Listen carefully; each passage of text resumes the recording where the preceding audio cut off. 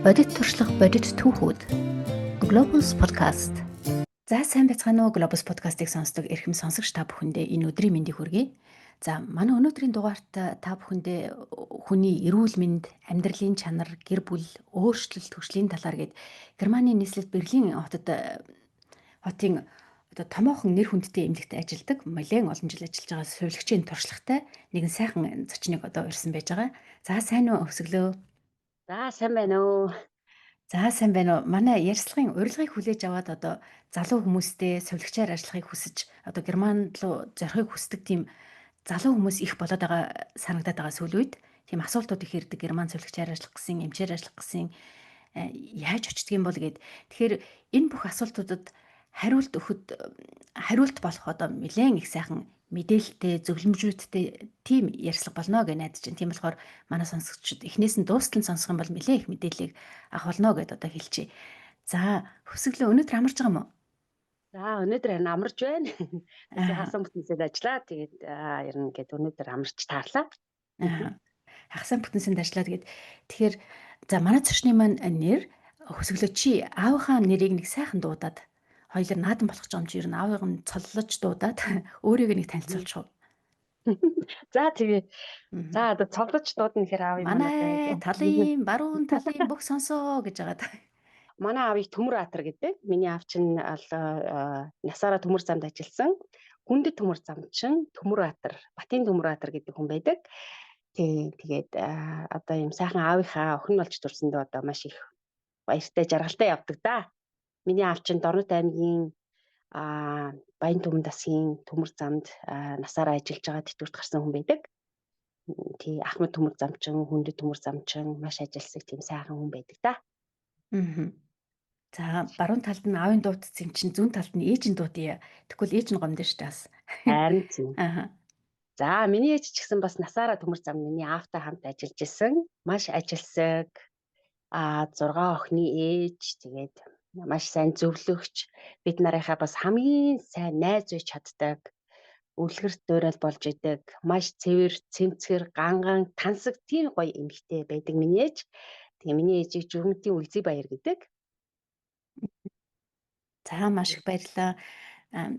Тэгээ манай зочин маань сайхан би ингээд дурдж хэлсэн тийм ээ. Европт бас нэлээд том эмнэлгүүдийн нэр хүндтэй эмнэлгүүдийн нэг тооцогддог. Германд хамгийн том эмнэлгийн одоо нэг тооцогддог энэ том эмнэлэгт ажилладаг гэж байгаа. Тэгээ өөрөө нэрээ дурдаад энэ эмнэлгийнхэн одоо орчин бүтэц ер нь хэний эзэмшлийн эмнэлэг байт юм бол гэд Монголд нэг улсынх юм уу хувийнх юм уу гэд асуулт асуугаад байдаг тийм ээ. Тэгэхээр Германд эмнэлгүүд нь хувийнх байдаг юм уу, улсынх байдаг юм уу гэд тэр бас нэг өөр юм болоод явна.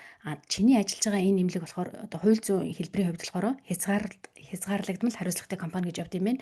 Тэгэхээр энэ ер нь хувийн эмнэлэг юм болов уу эсвэл улсын эмнэлэг юм болов уу гэд Монголд байгаа хүмүүстэй мэдээлэл өгвөл. Яа, миний ажилтдаг эмнэлэг бол нөгөө одоо яг тийм одоо Vivantis гээд одоо Берлин хотын хамгийн том эрүүл мэндийн одоо салбар эмнэлгүүдтэй тийм том концерн байдаг. Тэгээ энэ бол ерөнхийдөө бараг 50% нь улсынх, 50% одоо хувийн гэсэн тий бараг тийм одоо юутай явдаг эмнэлэг байгаа. Тэгээ манай эмнэлгийн хувьд болохоор тий 9 одоо эмнэлэгтэй. Тэгээ дотроо мэдээж маш олон клиниктэй. Тэгээд 18 одоо асар хэмжээний газартай 2 тийм одоо өндөр наснуудын одоо амьдардаг тийм байртай. Тэгээд бас нөгөө одоо амбулант сэргээн засварлах тийм одоо бас үйл ажиллагаа явуулдаг тийм бас клиникүүдтэй.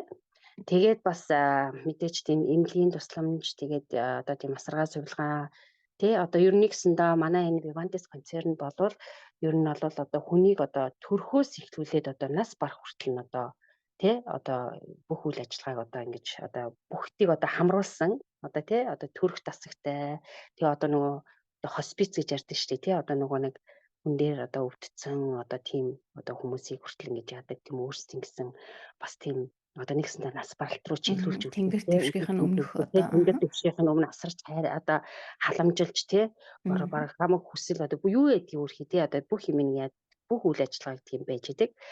За тэгээд бас тийм охин компаниудтай бас тийм хоолны үйлчилгээ явуулдаг бас цэвэрлэгээ тий одоо тэгэл одоо тиймэрхүү бүх юмыг одоо яадаг аюу том концерн байдаг.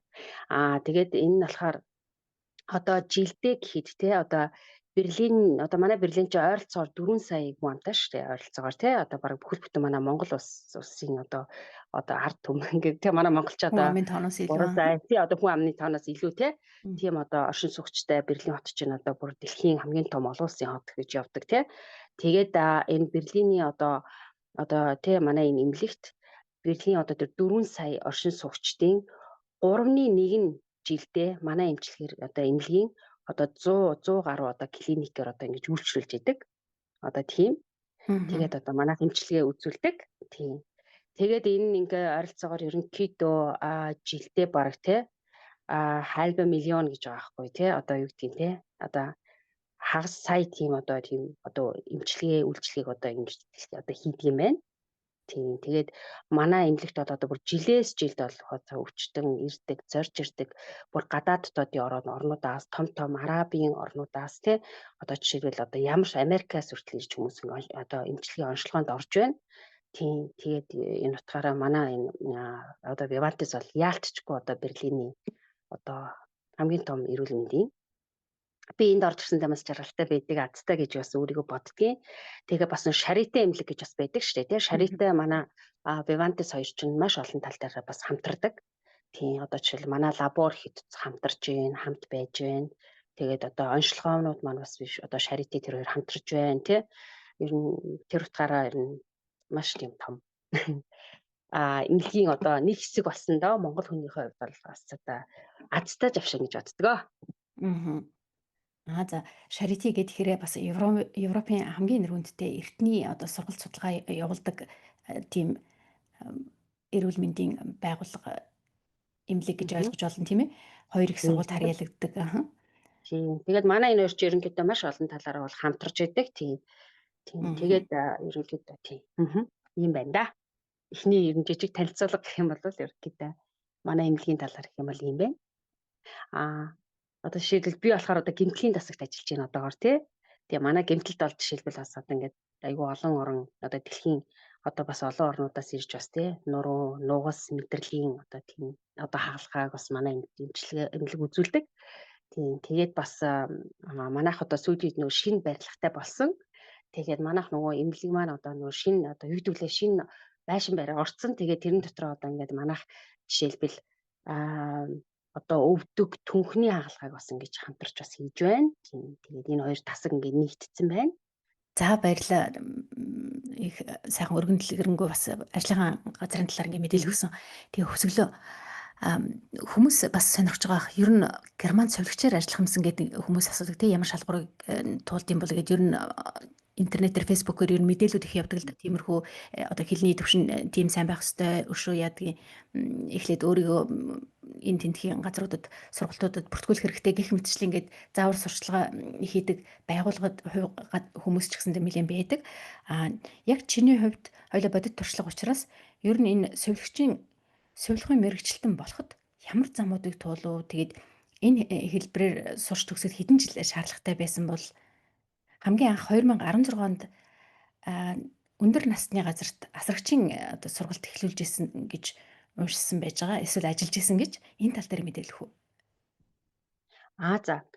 Миний хувьд болохоор тийм би одоо яг тэр асрамжийн газар бол яг ажиллаж исэн бол биш нөгөө би санамсаргүй нөгөө алхаж явж байгаа Швейцын энэ малчаа нөгөө нэг зугаалж явж байгаад нөгөө улаан заалан маань нийгмийн тийм нэг асрамжийн газрын хажуугаар яваад надад аюу тийм сонирхолтой харагдаад тэгээ би орж үзмээр санагдаад орж исэн тэгээд ингээл орсон чи ингээл тий ингээл аюу гой тийм одоо тэнд амьдарч байгаа асрамжийн газарт амьдарч байгаа тийм настай хүмүүс ингээл надад бүр ингээд нэг надыг ингээл бүр миний гарыг барайл, мэнтлээл, тэврээл ингээл те ингээл бүр айгүй гоё тийм нэг гоё нэг хайр хүссэн эсвэл нэг хайрыг одоо үзүүлмээр ч юм шиг те эднэрт л одоо би хэрэгтэй юм уу да гэсэн тийм мэдрэмжийг би авч ирсэн. Тэгээд тэр нь тэнд явж байгаад би тэгээ гарч ирээд би нүртэлчихсэн байхгүй энэ айгүй энэ бүр яг миний хийх ёстой ажил юм шиг байна. Би тэр үед нөгөө Монголд амьдардаг байжгаад нөгөө одоохондоо Германд ирээгүй байсан. Тэр үедээ түр нөгөө нэг одоо аялаж ирж явж байгаа тийм тохиолдсон байхгүй. Тэгэл бид засахгүй. Тэгэл за би ер нь Германд амьдрах бас ажиллах дургүй хүн. Тэгвэл би яг энд ороод гарснаас хойш миний бодол өөрчлөгдөж байна. Би ер нь ингээд явандаа Германд хэрвээ би амьдрах юм бол би яг л нэг ийм орчинд ийм хүмүүстэй ингээл ажиллахыг би хүсэж ин гэдгийг жисэн. Мгм. Тэгээд тэгсэн чинь манай хүн тэгвэл хоёлын ишээ асуугаад үцхүү гэдэг ингээд чамаг ингээд хоёлаа дадлах хийж үцхүү гэдгсэн. Мгм. Тэгээ би ороо асуусан чи өө дадлага хийж болно дуртай яа манад ингээд мэдээж хүн хэрэгтэй байгаа. Тэгээд тийм болохоор та хэрэг өсөх юм бол ингээд нэг сар ингээд дадлага хийж болно гэж хэлжсэн. Тэгээ би Монгол явчаа буцаж ирээд тэгээд яг тэнд нэг сарын дадлага хийсэн. Тэгээл тэнд надад бүр үнэхээр таалагдаад үнэхээр би яг бүр ийм л юм хиймээр ингээд санагдаад ирсэн. Миний хүсчихсэн юм ийм л юм бэ. Хүнийг нэг тодорхой хэмжээгээр жоохноор ингээд баярлуулад тий хүнд ингээд нэг жоохон ч гэсэн ингээд сэтгэлийг жаргах тийм үйлдэл хийх чинь хүн айгуугаа өөрөө айгуугаа нэг сэтгэл дүүрж баярлдаг штэ тий. Мгм. Тийм Урам мэдрэмжийг зориг ингээд аваад би аа. тий аюугаа тийм өөрөө өөрт ингээд жижигэн хийсэн юмдаа хин нэг баярлуулсчаар хүний нэг өдөр тэр өдөртөө нэг гоё явдаг да тий. Яг Мгм. л тийм мэдрэмж авсан. Тэгээл би тэнцээ ингээд нэг сар ингээд дадлага хийгээ үтсэн чинь надад таалагдаа тэгээд тэр газар маань тэгээд надыг хүлээжсэн мэлээ ингээд өөрт маань таалагдасаа хэрвээ таалагдах юм бол манад ингээд ажилд орчоосаа тий манад ингээд авс бэлдэн одоо манад ингээд сурчаасаа гэж бас тэр хүмүүс нь бас өөрөө бас аяг бодчихсон. Тэгээ би Мгм. ч өөрөө таалагдаа. Тэгээ би танаад ингээд тэгээ надаас тэгээ сарын дараа би ингээд асууад наа ингээд үгүй тэгээ тэд нар асуугаад таалагдчих юм ингээд миний сэтгэлийг сонсоо. Тэгээл тэр үед яриад үнэхээр надад таалагдчихжээ. Тэгээд аа тэр юу нэгээд надад тэгээд ингээд ярилцсанд ороо тий манай сургууль дэлсэг ингээд ярилцлага тий энд ингээд ажиллахын тулд заавал ингээд бас сурсан байх шаардлагатай байт юм аа. Тийм учраас ингээд манайх ингээд одоо жишээлбэл тий нөгөө одоо жишээлбэл асрагчийн туслагаар ч юм уу эрчүүлийн асрамжийн газрын туслагаар ажиллахад жишээлбэл 1 жил сурна гэж жишээ ярьж байна тий. Мгм. Яг бүрэн одоо бүр ингээд мэрэгжлийн төвшөнд ингээд сурах юм бол 3 жил сурд юм аа. Ийм боломж танд байна. Тэгээд та аль нэгийг сонгоод ингээд манайд ажиллах боломжтой гэж тэгж хэлжсэн. Тэгээд би тэр хүмүүс маань тэгээд аль талдаа ингээд таалагдаад тэгээд намайг ингээд сургуультаа сурах урилга өгсөн. Тэгээд урилгаа аваад би тэгээд буцаа Монгол руу явж ирсэн. Тийм. Тэгэл тэр хооронд манай нөхөр нөгөө ингээл энэ одоо манай хүн одоо үнэхээр энэ одоо асрагчийн чиглэлээр, сувилагчийн чиглэлээр сурах гээд байгаа юм бол заавал ингэж хөсчүүлийн асрамжийн газар ингэж сурч ирсэнээс тэр улаан загалмай нийгмийн одоо салбар байсан байхгүй тийм. Тэгээд Мгм. гэсэн чинь манай хүн за одоо нэг л сурах гэж байгаа юм бол одоо ийм том хотод Берлин хотод сурах гэж байна. За манай Берлин хотод чинь тий асаргаа сувилгаар одоо төгсөгдөг айгүй том концерн байна тий одоо энэ Vivantes төгсөх юм бол нэр хүндийн асуудал тий Мгм. хаач Vivantes төгссөн гэх хүмүүс ваавал гэж хүлээж авдаг байхгүй юу яг л Мгм. тийм эднийг одоо би бүр мэдэрж байгаа байхгүй тий хаана ч тийм та хэр Vivantes гэх вау гэл тий яг тэгэл манай хүн тэр үед бодож байгаа байхгүй за нэгэн тал одоо орох гэж байгаа юм бол би Vivantes очиод нэг асуугаад үзье эдний тийм сургалт байх хэрэгтэй тий тэгээ очиод манай хүн гэдэг юмар сурна гэдэг байна одоогор ингээд улаан заалмайн нийгмийн сургуулийн урилга авсан байна танаад боломж юу ингээ асуусан. Тэгээд манай хүн мэдээж нам сувилагч гэж яагаагүй тэр үед минь хөсчүүлийн асрамжийн газраар л явъя гэж бодож исэн. Яагаад надад Мгм. таалагдчихсан. Мгм. Тэгээд нөгөө хүмүүстэй ингээ миний анкетыг аваач үзүүлсэн чинь нөгөө хүмүүс нь хараад хөө хин нэмжтэй ч яста Монголд те ингээд бакалавр хийцэн байг, мастер хийцэн байна. Ийм үү юу хөсчүүлийн асрамжийн газар ажиллаа те чиглэлээр сурах вэ? Уу ядаж сувилагчаар сургамаар байна гэсэн хинэдтэй.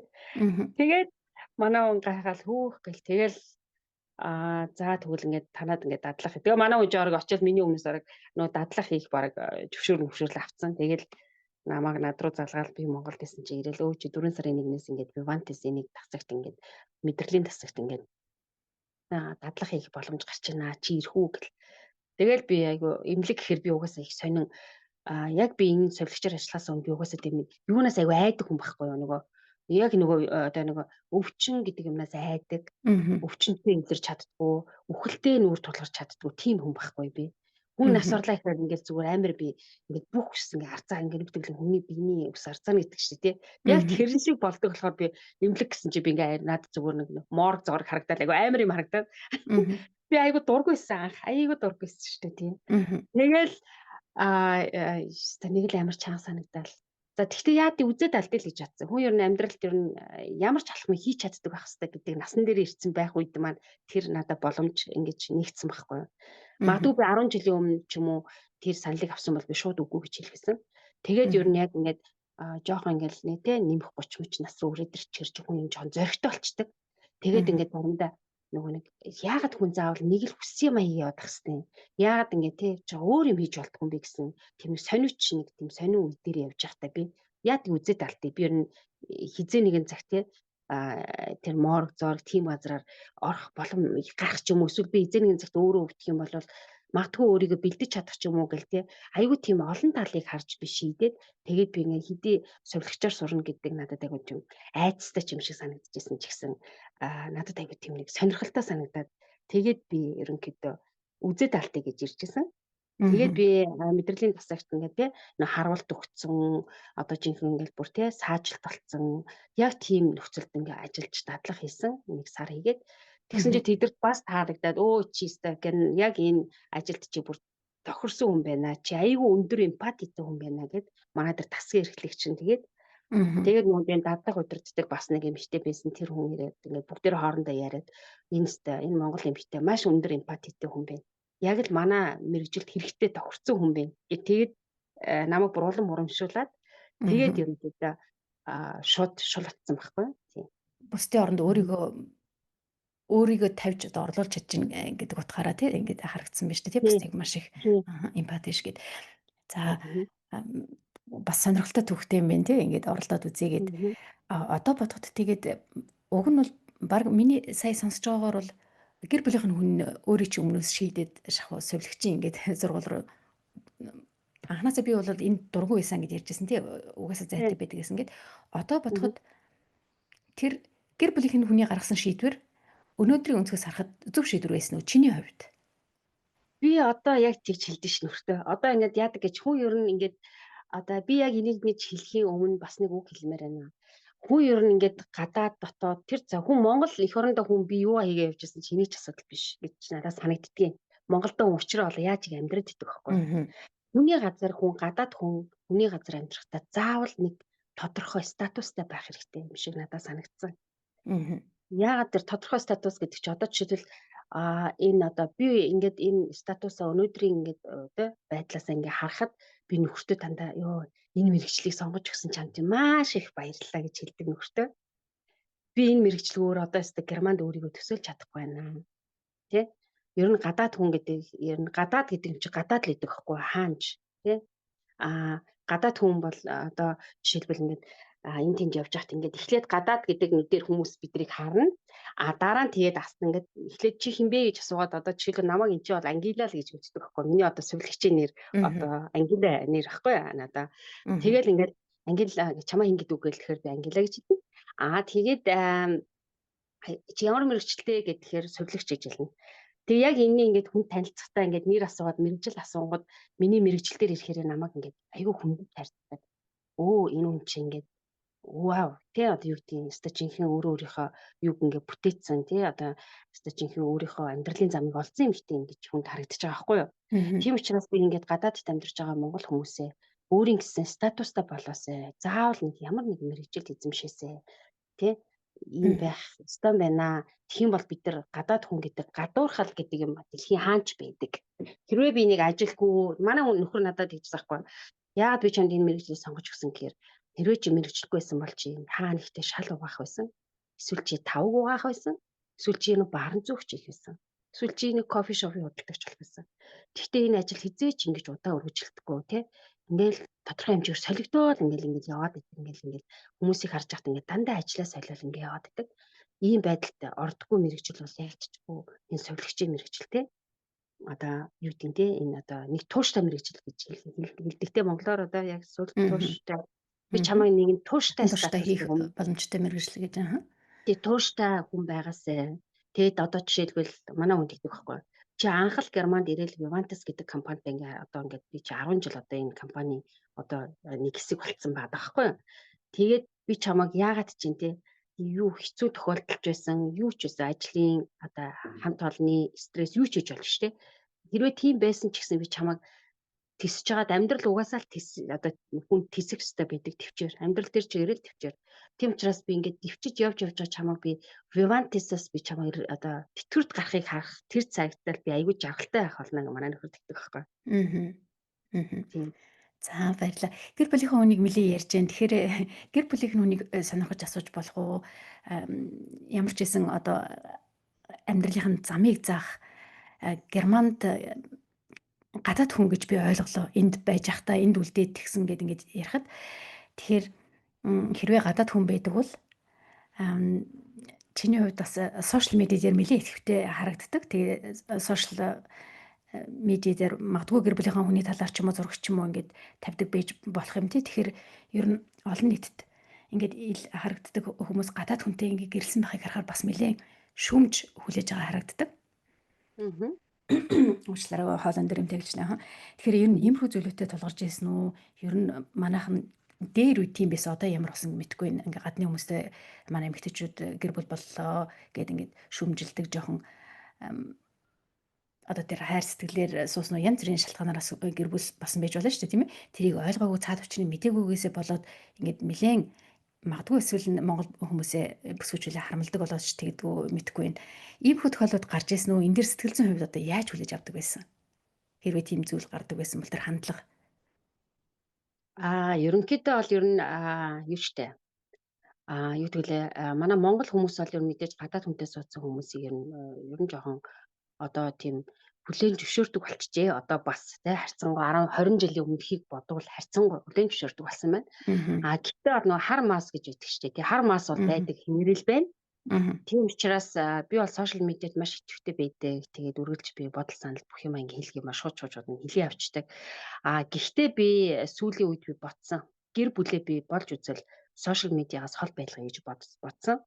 Яасан гэхээр нөгөө магадгүй 10 тий одоо гоё комент байхад ганцхан нэг одоо тийм нэг маш негатив тий миний нөхрийг одоо нэг үгээр ингээл хилчгээр л ингээл аюу сонин болоо явчихдаг байхгүй. Хүн ер нь тэгээ хайртай хүмүүсээ ер нь хин нэгний одоо үгийн бай болохыг хүсэхгүй шүү дээ тий.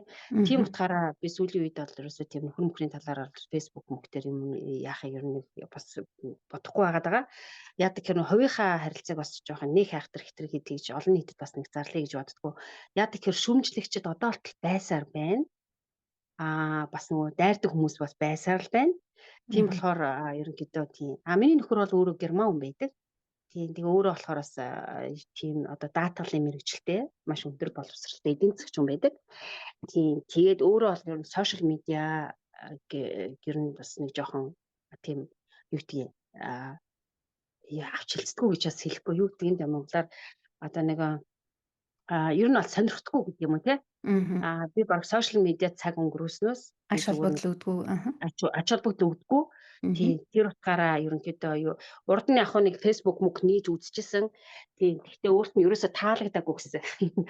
Айгу тийм нэг ингээд маш их тийм скандал явж байна тий ингээд иймэрхүү тэгээд өөрөө манай үуч айгу хийх юм ихтэй айгу өдрийнх нь цаг нь баг надад 48 цаг хэрэгтэй ингээд явж идэг хүн байхгүй юу.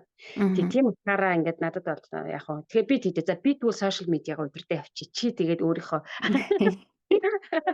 дээр бүр өөр хүүхэд тэгээд бидрийг ингээ холоос ингээ яваад тэгээ ажил мэжлээ өөрийнхөө юм хийгээ явчихаа. Ингээд би яг сошиал медиа яг гэр дотроос ингээд сошиал медиагаа базаа явчих гэдэг тохирсон мэдээ. Тэгвэл тэр удирдах ажлаа бол нэлээд сайн авч явж байгаа шүү дээ. Тийм. Тэгээ манай тийм аягүй хөргөн тийм тий.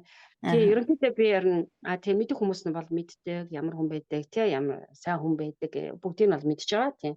Тийм учраас ер нь бол олонд бол нэг нөхрийгөө бол нэг тайлгнахыг бас хүсэхгүй. Тэгээд олон хүмүүс мэдээж ойлгох дуртай биш бас тий яадаг гэхээр нөгөө одоо ер нь зүгээр гадаад хүнтэй суугаад германд ингээ гадаад хүнтэй сууж ин гэж хэлэхээс илүү зүгээр гадаадд амьдарч байгаа зүгээр хүнтэй суугаагүй гадаад хүнийг бараг эх орноосоо урвсан нутаг усаа хаяа явсан гэл иймэрхүү асуудал Монгол одоо тийм залуучууд байдаг хэвээрээ харамсалтай. Тийм учраас одоо бүр гэр бүлтэй энэ төр байдаг гэх юм бол одоо бүр аюу хэцүү шүү дээ. Угаасаа юу гэж хэлдэг вүлээ те. Тийм болохоор ер нь бол тийм хэл амнаас жоохон болгоомжлох үүднээс би ер нь сошиал медиа тэр замыг туулаад гарсан юм тийм ээ. Туулаад гарсан. Бүр аюу тийм нэг бүр амар олон жилийн өмнө шүү дээ. Зүгээр л би нэг ингээд одоо би гайд хийдэг гэсэн байхгүй. Урд нь бас би Монгол тахта. Тийм тэгэл ингээл нэг зүгээр нэг жуулчинтай хамт явж байгаа шүү дээ. Тэгээ авгаа нөхөр хоёртой явж байгаад авгаа 0 орцсон чи би нэг ихтэй гадаад хүнтэй сууж байгаа харагдчих байхгүй. Тэгсэн чинь авгагийн 0 ороод ирсэн чинь толгойг нь бараг хагцх байцсан байгаа юм чи. Тэгсэн чинь нэг эмэгтэй чиста манай Монголын сайхан хүүхнийг чи бараг хулгайлах чинь ингээл ууж исэн архиныхаа шилийг ингээд чулуутсан шүү дээ. Бүр гараад ирэх гайхаад бүр нөхөр авгаа нь бүр 0-оос гарч хүү миний юу тохиолдог вэ? Тэгсэн надтай хардж байгаа байхгүй. Тэгсэн чинь гадаад хүний толгойг хагцчихсан. Тийм бүр нэг ихчтэй би таарч исэн. Тийм болохоор би ер нь боддог байхгүй. Ер нь тэгээд ер нь хамгаалах хэрэгтэй байна гэр бүлээ. Тэр мадаа ингээ зүгээр хөндлөнгийн эрэгтэй хүнтэй хартаад нөгөө юм толгойг хагцгаа иччихэж шít. Тэгэхээр чинь айгу тийм нөхөр мөхрийгөө би ер нь айгу тийм юу гэмдэ айгу хамгаалдаг шүү дээ өөрхий. Тийм болохоор ер нь болгоомжтой байдаг гэх юм уу? Мгм. Мгм. Гадаад өөр оронд өсөж төрсөн хүн болохоос биш хажууд нь хань болгож явж байгаа одоо гэр бүлийн чинь хүн шүү дээ тийм ээ. Тэгэхээр ер нь бол хүнийг хүн гэж л харсан харах юмсан гэж би боддгийн. За маш их баярлалаа. Э, Тэг хөвсгөлөө саяхан ингээд бас манайхан олон нийтийн сүлжээгээр ч юм уу хувийн амьдрал руу маш их орж дайрдаг ч юм уу эсвэл хувийн амьдрал их сонирхдаг, оролцдог ч юм уу тий. Таньж мэдгүй хүнийхээ хувийн амьдралын талаар сул дул юм ярьдаг одоо баримтгүй ингээд ярьдаг гэх мэтчлэн иймэрхүү үзэгдлүүд бас гардаг талаар жоохон дурдаад ингээ өнгөрлөө тий. Тэгэхээр чиний хамтарч ажилладаг газар чинь ер нь хамт олон чинь бас тэр хүмүүс чинь бас хувь хүмүүс ээж байгаа тийм ээ ажил дээрээ мэрэгчлэлтэнгүүд байж байгаа. А тэр хүмүүс маань ер нь та нар чиний хамтран ажилладаг сувилагч нар чинь хамт олон чинь хувийнхаа амьдралыг ажил дээр хэр барьж ирдэг юм бэ? А эсвэл нь одоо хүн болгон өөр нэгэн амьдралтай учраас бас л гадаадд ч гэсэндээ зовлонтой зовлонгүй амьдрал тулаа явж байгаа олон хүн байгаа шүү дээ. Тэгэхээр тэр хүмүүс маань гэрийнхаа стрессийг эсвэл нь гэр бүлдээ болсон хэцүү хүнжимийг ажил дээр аваад ирд юм бэ нөө сэтгэл зүйн хувьд яаж ажилт юм бэ? Тэр бол ерөөсөө яг хувь хүнээс шалтгаалдаг юм лээ. Ер нь тийм. Тэгээд хүмүүсийн ингээ харж яхад ер нь нөгөө нэг тийм хоёр төрлийн хүн байдаг юм байна гэж би хараад байгаа шүү дээ. Ер нь угийн ингээд нэг ингээд аюу гоё ингээд юу гэдэг лээ хаана байхаа мэдэрдэг хүмүүс бас гэж байна. Бас хаана байгаагаа нэг мэдэрч чаддгүй нэг тийм нэг хүмүүс байдаг байхгүй. Одоо юу гэдэг лээ нэг юм нэг зураг идэх штеп ингээд автобусан суугаад явж байгаа нэг хоёр хүний зураг идэх штеп ингээд хоёулаа адилхан цонхоор ингээд хараад хоёр тийшээ хараа сууж байгаа. Нэг хүн ингээд аюу гоё гэрэлтэй ингээд тий ингээд нартай модтай тийм гоё цэцэгтэй орчныг харж яхад нэг нь ингээд үүлэрхэд ингээд анхууг харж идэг тий. Яг тийм хүмүүс байдаг байхгүй. Одоо манай ажил дээр жишээлбэл нэг хүүхэн үргэлж гэрийнхаа стрессийг авчирдаг. Тэрнгээрээ ингэж хүмүүстэй шууд тэгж харцдаг тийм нэг эмэгтэй байдаг. Гэтэл зарим нь болохоор ингээд одоо жишээл ингээд үргэлж ингээд тэг ингээд дуу аялаа л ингээд явж идэг те ингээд асуудалтай ч үсэн дуу аялаа хөнгөнөө явж идэг нэг Вьетнам залуу байждаг аюу хөөрхөн. Тийм. Тэгэхээр ерөөсөө ингээд харж байхад бол хувь хүнээсээ шалтгаална. Гэхдээ хүний сэтгэл зүй гэдэг чинь аюу маш хэцүү те заримдаа үнэхээр сэтгэл зүй ингээд гэр орондоо хэрүүл уралтай тав тухгүй орчинд амьдардаг хүн бол яалтчгүй ажил дээр хамт олонтойгоо бол аюу муухай хэцдэг байхгүй ингээд бүр яалтчгүй ингээд бүр ингээд өөрийнх нь хувьд тэр нь дадал болсон. Мгм. Тийм хүмүүсээс бол болж үзвэл ингээд хажуугаар нь шууд өнгөрөө явчих гэдэг тийм манайх тийм зарчим баримталтай манай ажиллах ер нь Мгм. ийм өгийн ийм хүн шүү энэс жоохон холхон байгаарэ гэд манайхан бие биендээ ингээд ячдаг хэлцдэг. Мгм. Тийм болохоор ерөнхийдөө тэр хүний хажуугаар аль болохоор ингээд өнгөрөх хэрэгтэй болдог тийм. Заримдаа нэг эмэгтэй байдаг бүр ингээд зүгээр компьютераа загнаад идэг. Одоо жишээл ингээд компьютер дээр юм бичиж байгаа л ингээд энэ нэг юм гоёнста чиста дүүфэн одоо юу гэнтэйстэй хамаг хараалаа хэлээл бүр сүлдээ тисэхгүй. Хөөе чи юу хэлээд байна вэ? Хинтээ яриад байна гэхэргүй зүгээр би өөртөө ярьж намайг игнор хийчихдэг. Өөрөө тэгдэг Мгм. байхгүй бүр Мгм. тийм аюу тийм стрессний хүмүүс бас байдаг тийм. Мгм. Тэгэхээр хамт одоо адилхан сувилагч хүмүүс нь тэгж гэн гэж нь Германы эмч нар маш их завгүй байх шиг байдаг. За эмчд очиод үзүүлэх юм уу эсвэл нэмлэгдэх ч юм уу төрхөн ингээл товч хэдхэн минутанд оншийн тогтоож ярих хэвээр юмнуудаа яриад тэгээ гараа авчдаг тийм ээ. Маш богино хугацаанд яг тэр эмчтэйгээ харьцдаг санагддаг. Тэгэхээр ер нь Германы эмч энэ хамт олон ажлын зохион байгуулалтанд ер нь манай Монголоос хэрд өөр бол ямар ялгаа чамд санагддаг вэ? Эмч нарын хувьд? Эмчнэрийн хувьд одоо манай засгийн эмчнэр бол ерөнхийдөө өвчтөндөө цагийг бол маш их сайн гаргаж өгдөг. Би бол тэрийг ажил дээрээс дандаа харж байна. Тэгээд манай засгийн эмчнэр бол яг тийм. Ер нь юуны хувьд болохоор одоо тийм юу гэдэг лээ. Нөгөө ретинг штэйлээ гэдэг чинь тий одоо төргөн тусламжийн эмчнэр бол яалтчгүй бүр ингээд жоохон асуудалтай байгаа нь бол харагддаг. Айгу хурдан үйлчлэгээ үзүүлэлт явж идэг ингээд. За Мгм. технологи ингээд баруун гимтсэн, цусны гойчсон, цус алдсан, аваарт орсон хүмүүс ингээд араасаа байж идэг учраас нөгөө Мгм. нөхцөл байдлаасаа шалтгаалаад бас үнэхээр бүр ингээд яаруу санд руу галс хийх тийм асуудал бол байж л идэв. Ер нь бол Мгм. ерөөсөө яалтчгүй манай эрүүл мэндийн салбарын одоо нэг жоохон хэцүү тал нь гэх юм уу да тий. Энэ бол яалтчгүй гадаад дотоодгүй би адилхан байгаад идэм үү даа л гэж бодоод идэв. Тий. Магадгүй одоо нэг өвчтөн дээр хөлөснөөсөө илүү хугацаа зарцуулах ч юм уу тий. Одоо Мгм. нэг шавхын уях ч юм уу тийм юм байх юм бол магадгүй одоо нэг тэр хүнд 15 минут зарцуулах хэрэгтэй байж итэл 30 40 минут болох байж болно. Тэрнээс болоод ингээл бүх юмуд ингээд шалгондоо болчдөг тохиолдлууд бол байдгийн. Гэхдээ бол эрүүл мэндийн салбарын ажилчдыг би одоо өөрөө дотор нь орж ирээд маш сайн ойлгодог болсон.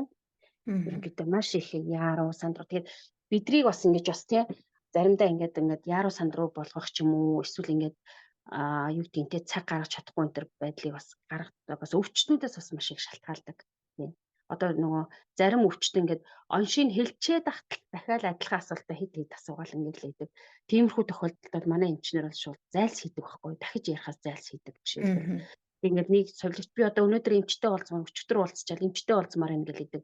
Ярьдаг юм нэг л юм байдаг. Тийм тохиолдолд бид нэр эмч одоогоор завгүй байна, ийм байна, тийм байна гэдэг иймэрхүү байдлаар аргалах энэ төр тийм юм бол одоо нөгөө багийн ажил гэдэг шиг тийм манайхан тийм юм Мгм. байна бомс тийм. Тэгээ ер нь эрүүл мэндийн салбарынхан бол одоо дэлхийд даяараа ер нь одоо нэгсэндээ нөгөө ажилчдын хомсдол байна тий. Ер нь бол эмчнэр энэ чинь айгүй хэцүү ажилтдаг шүү дээ. Тэгээд Мгм. харж байгаа юм тийм. Мгм. Ойцгоос үр аргагүй тийм жоохон цагийн давчуу дандаа ингэж цагийн давчуу маш одоо олон хүнд хурдцтай ингээд хурдан Мгм. үйлчлэгийг үзүүлэхийг ингээд одоо эрхэмлдэг болсон байна. Тийм. Мгм. Одоо ингээд сүүлийн үед одоо хүмүүс бас маш их өвддөг болсон юм уу? Яатсан одоо тэр өрхийн имлэг энэ төр бол битүү байдаг болсон байна. Харж яхад юм ч бол үнэхээр ингээд яаруу санд руу ороод гарахад үнэхээр хаа сайгуул ер нь жоохон тийм цагийн давчуул амьдраад гэж шүү дээ ер нь. Тэгж Мгм. харагдаад байгаа Олон юм. хүнд хүртээмжтэй амьдрахын ажиллахын тулд Үргэлжлээ. тэгээ дээрэс нь тий эмч нарын дутагдал гэх мэтчлэн маш олон шалтгаануудаас байгаа ах тийм ээ. Тэгээ сая ковид гээд бас 3 жилийн өмнө маш хэцүү хүнд байдалтаас яг тэр үед ажиллаж исэн тийм ээ өвсгөлөө. Тий. Тэр үе их хэцүү байсан уу? Одоо бүх хүмүүс масктай, харилцаа холбоо багтай. Ингээд ялангуяа бүр тэр дотор нь ажиллаж исэн хүнд тэр үед чиний сэтгэл зүй ямар байсан? Тэр үед бол ер нь сэтгэл зүй бол ер нь хэцүү шээ шүү дээ. Ер нь бол тэгэл тэр одоо нэгсэндээ тийм нөгөө нэг тийм багтай ажиллана гэдэг бол өстой үнэхээр хэцүү. Тийм амьсгалж чадахгүй, агаар дутагдана. Тэгэл маска аваад яах юм бол хүн бараг зүгтагаа явчихна. Тэ аюу тийм нэг корона чинь нэг хэсэг хүмүүсийн хүн төрөлхтнийг бараг бие биенийг нь үзий ядалтанд бараг оруулсан шүү дээ. Тэ бараг маскгүй явж байгаа хүнээс хүн бараг зүгтаадаг тий. Мгм. Тэгэл бараг ингээд ер нь тэр үе бол үнэхээр сэтгэл зүйн хувьд, биений хувьд ер нь үнэхээр жоохон хэцүү тийм үе байсан.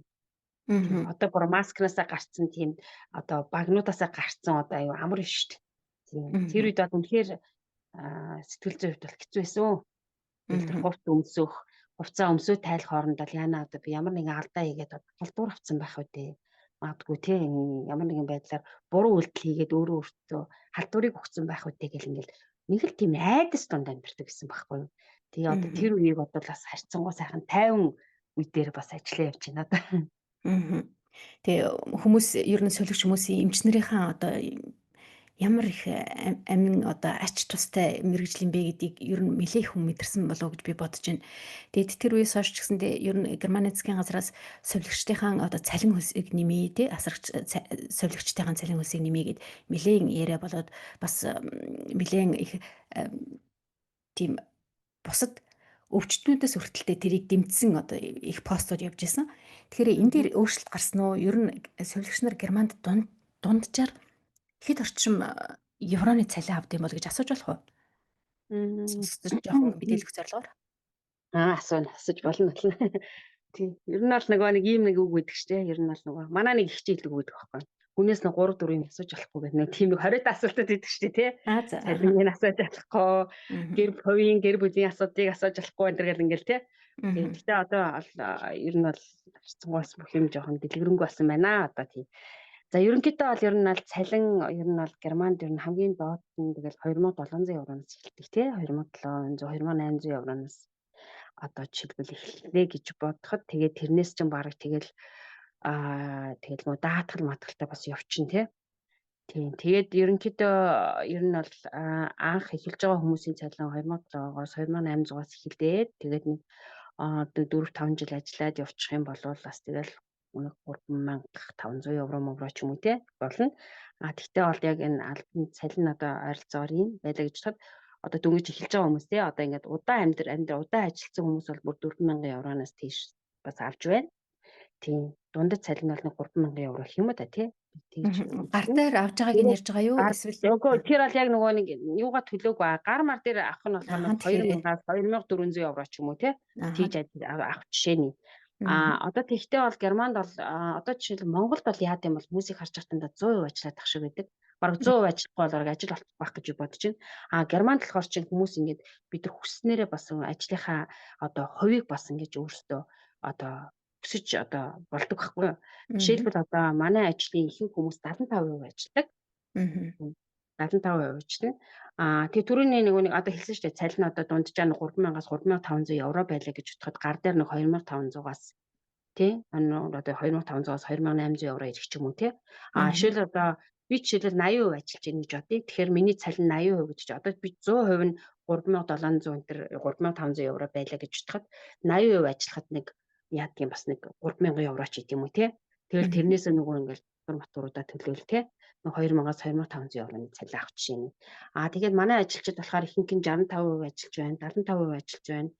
80% ажиллаж байна. Ер нь 100% ажилладаг хүн ер нь жоохон цөөхөн тооны хүмүүс байдаг манад. Тийм. Одоо гэр бүлгүй, одоо ганц бие хүмүүс бол 100% хийгээ явчтیں۔ Би болохоор нөгөө хүүхэдтэй гэр бүлтэй учраас би 80% ажилтیں۔ Жишээлбэл тийм. Тэгээд тэгэхээр бас нөгөө цалин бас жоохон өөрчлөгдөж явчихна гэсэн үг тийм. Тэгээд дээрээс нөгөө нэг шүний ээлж мэлж хийдэг штэ бид Яг чинь. үнэ 7 хоногийн би тэрийг асууж байсан. Хагасан бүтэн сайд ажиллахаар нэмэгдэлтэй дгүү гэд. Тий, хагасан бүтэн сайд баярын өдрүүдээр ажиллахаар бас жоохон нэмэгдэлтэй байдаг. Тэгээ бас шүний ээлж одоо заавал нэгээс хоёр шүний ээлж хийсэн байх хэвээр, орой ээлжинд гарсан байх хэвээр, өглөөний ээлжинд гарсан байх хэвээр гэд. Хэрвээ одоо жишээлбэл шүн одоо ийм ээлжийн бас нэг нэмэлт цалин бас нэг тий 150-аас 200 евро ч юм уу ойролцоогоор тий тэгж бас байдаг. Жишээлбэл би одоо 3 сараас эхлээ шүний ээлж хийхгүй байгаа нөгөө жоох хөвгттэй болохоор тэгээ шүний ээлжнээс төр гарсан байгаа 2 жилийн хугацаанд тэгэхэд одоо би жишээлбэл нэг 150-аас 200 евро жишээлбэл бага авч авах жишээ нь тий. Тэгээд сүүлийн үед бас нөгөө нэг хүмүүс одоо юу гэдэг манай одоо сувилагч асрагч нар бас нэг 2 жилийн өмнө бид нар бас жагсаал энэ төр хийгээ тий. Тэрнээс болоод бас нэг бид нар ингээд одоо жишээлбэл илүү цагаа одоо жишээлбэл нэг чөлөөтэй өдөр болгож авдаг ч юм уу тий. Эсвэл тэр илүү цагаараа цалин болгож авдаг ч юм уу. Тиймэрхүү одоо тийм бас нэг боломжууд бас байдаг. Одоо нэг өвчтөлөө гэхэд би өнөөдөр амрах хэрэгтэй байж итэл өнөөдөр намайг одоо тий манай ажлаас дуудаад чи ажиллаад өгөөч гэдэг юм бол жишээлбэл тэр өдрөө би дараа нь эсвэл амралтын өдөр болох юм уу эсвэл цалингаар тооцоолох ч юм уу тиймэрхүү ингээл иймэрхүү юм бас байна. Тийм. Ээлжийн ажил болохоор бид нар чинь бас нөгөө бас өдрүүдэд өөрчлөх боломж маш одоо юу байдаг тий одоо уян алархаа гэх юм уу тий. Уян хатан. Уян хатан байдаг тий. За маш их баярлалаа. Тэгээд цалингийн хувьд мэдээж манай сонсогчдод маань сонирхож байсан баг. Тийм болохоор асуулаа. Тэгээд ер нь мэдээж хэрэг тухайн байгууллага эмнэлгүүд бас ингээд өөр өөр тарифтай байж магадгүй тийм ээ. Ерөөдөө дунд цалингийн одоо тоог хэлж өглөө. Тэгээд маш их баярлалаа. Хөсгөлөө. Хоёр хүүхэдтэй сая хүүхдүүдийн талаар ирсэн те жоохон хүүхдүүдтэй учраас ингээд шүний ээлжинд ажиллах байгаа гэд. Тэгэхээр хоёр жоохон хүүхдтэй ажилтайгаа ингээд гэр бүлийнхээ бас сошиал медиагийнхаа удирдлагыг авч явдаг гэж сайн хэлсэн шүү дээ. Энэ бүх зүйлүүдээ тоглосон. Энэ бүх зүйлүүдээ за нэг имийг бас асуулт асуухаас өмнө хэлье. Бидний хувьд за миний хувьд ч гэсэн ялгаагүй сүүлийн 4 жилд сошиал медиад их идэвхтэй болсон байна. Өмнө нь одоо Монголынхаа нийгэмд орох завгүй явсан одоо залуу маш их ажилтай олон юм амжуулчих санаатай ингээд бүгдээрээ дор бүрний ер нь гадаад гарсан хүмүүс чинь завгүй олон жилиг бас өнгөрөөсөн байдаг. Өөрөө хөвгтэй олон гэр бүлтэй олон ингээд гэр бүлээ босгох гээд ингээд хамтдаа хөдөлмөрлөд нэлээд их цагийг сошиал медиагүйгээр ингээд өнгөрүүлсэн байсан бэ нэлээ миний хувьд. Тэгээ сүүлийн 4 жилд одоо подкаст хийж байгаа учраас орхоос урахгүй подкаст хийчихэд одоо өөрөө сонсоосоо ултай биш. Ингээ фэйсбүүкт ороод тэгснээрээ бас сошиал медиагийн давуу тал сул тал байж байна. Тийм ээ хэр хугацаатай хэрэглэх үү гэдэг одоо хувь хүн бид нар насан турш хүмүүс өөрсдөө шийднэ. Нэг талаасаа би Монголынхаа нийгэмд оролцдог болсноор Монгол тим болоод байгаа юм байна. Ийм болохгүй байгаа юм гэсэн мэдээллүүдийг бас мэдээж сошиал медиагийн бүх мэдээлэл давтаад л тэрэнд нь өмшөөд явна гэж байхгүй шүү дээ. Гэхдээ ах дүүтэйгээ эсвэл найз нөхд маань одоо ямар хүмүүс болцсон явж байгаа ингээд бас их мэдээлэл авч нэг талаасаа Монголынхаа нийгэмд сошиал медиагаар дамжуулж би одоо өөрөө оролцоод байна гэж өөрийгөө бодоод байгаа байхгүй. Тэгэхээр чиний хувьд Монголынхаа бас нэртэй дуучид урлагийнхныхаа тоглолтыг их үздэг юм байна гэсэн би дүр зураг бас авсан байж байгаа. Тэгээс сүүлд бас Сарамчаагийн тоглолтод ороод ирсэн пост оруулсан байсан тийм ээ. Тэгэхээр энэ сошиал медиагаас чамд ирж байгаа сайхан зүйлүүд нь юу байна уу? Сошиал медиатэй гадаад амьдарч байгаа хүмүүс маань бас юун дээр болгоомжилж хандаасаа гэж боддгоо. Одоо гаднаас ингэдэг тэгдэг гэ мэдээлэл их өгч штэ бид нараас тийм ээ. Германд ингэдэг. Өшөө юу гэдгийг. Тэгэхээр энэ дэр бас Монголд байгаа хүмүүс маань зарим нь шууд одоо хүлээж авах хүмүүс гэж байна. Зарим нь шүүлтүртэй хүлээж авах хүмүүс гэж байна гэдэг. Энэ дэр чи ер нь сошиал медиа тал дээр юу хэлэх вэ? Тэгээд манай одоо урлагийн салбарынхантай холбоотой тоглолтод нь очдог энэ сэтгэлдээсээ бас ярил. Тэд маань бас ямар сэтгэлтэй буцдаг юм бол ямар дүр зураг байдаг бол тэр тоглолтууд дээр гээд. Мгм. За жишээлбэл одоо хамгийн сүүлд би одоо дуучин Сараа гэж байгаа тоглолтыг үзсэн. Уулын 5 сарын 8-нд манай Берлин тоглосон байсан боловч би Парист явж байгаа таарад үзэж чадаагүй. Тэгээд үзнэгээ бодсон байсан учраас би бүр Франкфуртд зорж очиж үзсэн. Тэгээд Сараа хичээлийн хувьд болохоор нэг жоохон юутай байсан шүү дээ хөрхий. Нөгөө одоо юу гэдэг нэг тодорхой хэмжээгээр бас нэг сошиал медиагаар нэлээд нөтөлөөл те хүмүүс ингээд хитрхи бас нэг тал руугаа хандсан бас Сараа хичээг бас харлуулах гэж оролцсон тиймэрхүү жоохон юмнууд яг тэр үед явж исэн. Тэгээд нөгөө Монгол хүмүүс маань ер нь жоохон ингээд сошиал медиад ер нь жоохон шүүлтүртэй нэг хандмаар юм гэж би боддог. Нэг юм буруу ингээд зүгээр нэг жижигхэн буруу юм сонсчоороо л тэрийг ингээд маш хурдан ингээд хар маасаараа ингээд дэмжээ авчдаг. Ерөөсөө тийм боддггүй үнэхээр тийм байсан юм болов бодит юм тийм байсан юм уу юм байсан юм уу гэдгийг бас жоохон бодож үзэх хэрэгтэй надад санагддаг тийм. Тэгээд бас Монгол хүмүүс бас жоохон аливаа юм хийхдээ бас жоохон хариуцлагатай ажил хийвэл нөгөө дуустал гэж ярьдаг шүү дээ тийм юмыг бас хийж чаддаг байгаасай тийм бус хүмүүстэй Сараа хичээг би жоохон одоо яг тийм тэр үед ингээд холбоо ягаад тэр Австрид болсон тоглолтноос болоод Сараа хичээг бол хүмүүс нэлээд бас сошиал медиагаар бас яах гэж үзсэн. Би өөрөө бол тэр Франкфуртын тоглолтын дээр энэ очиод үзэхэд бол миний хувьд бол үнэхээр би бүр сэтгэл 150% би одоо айгүй хангалуун байсан.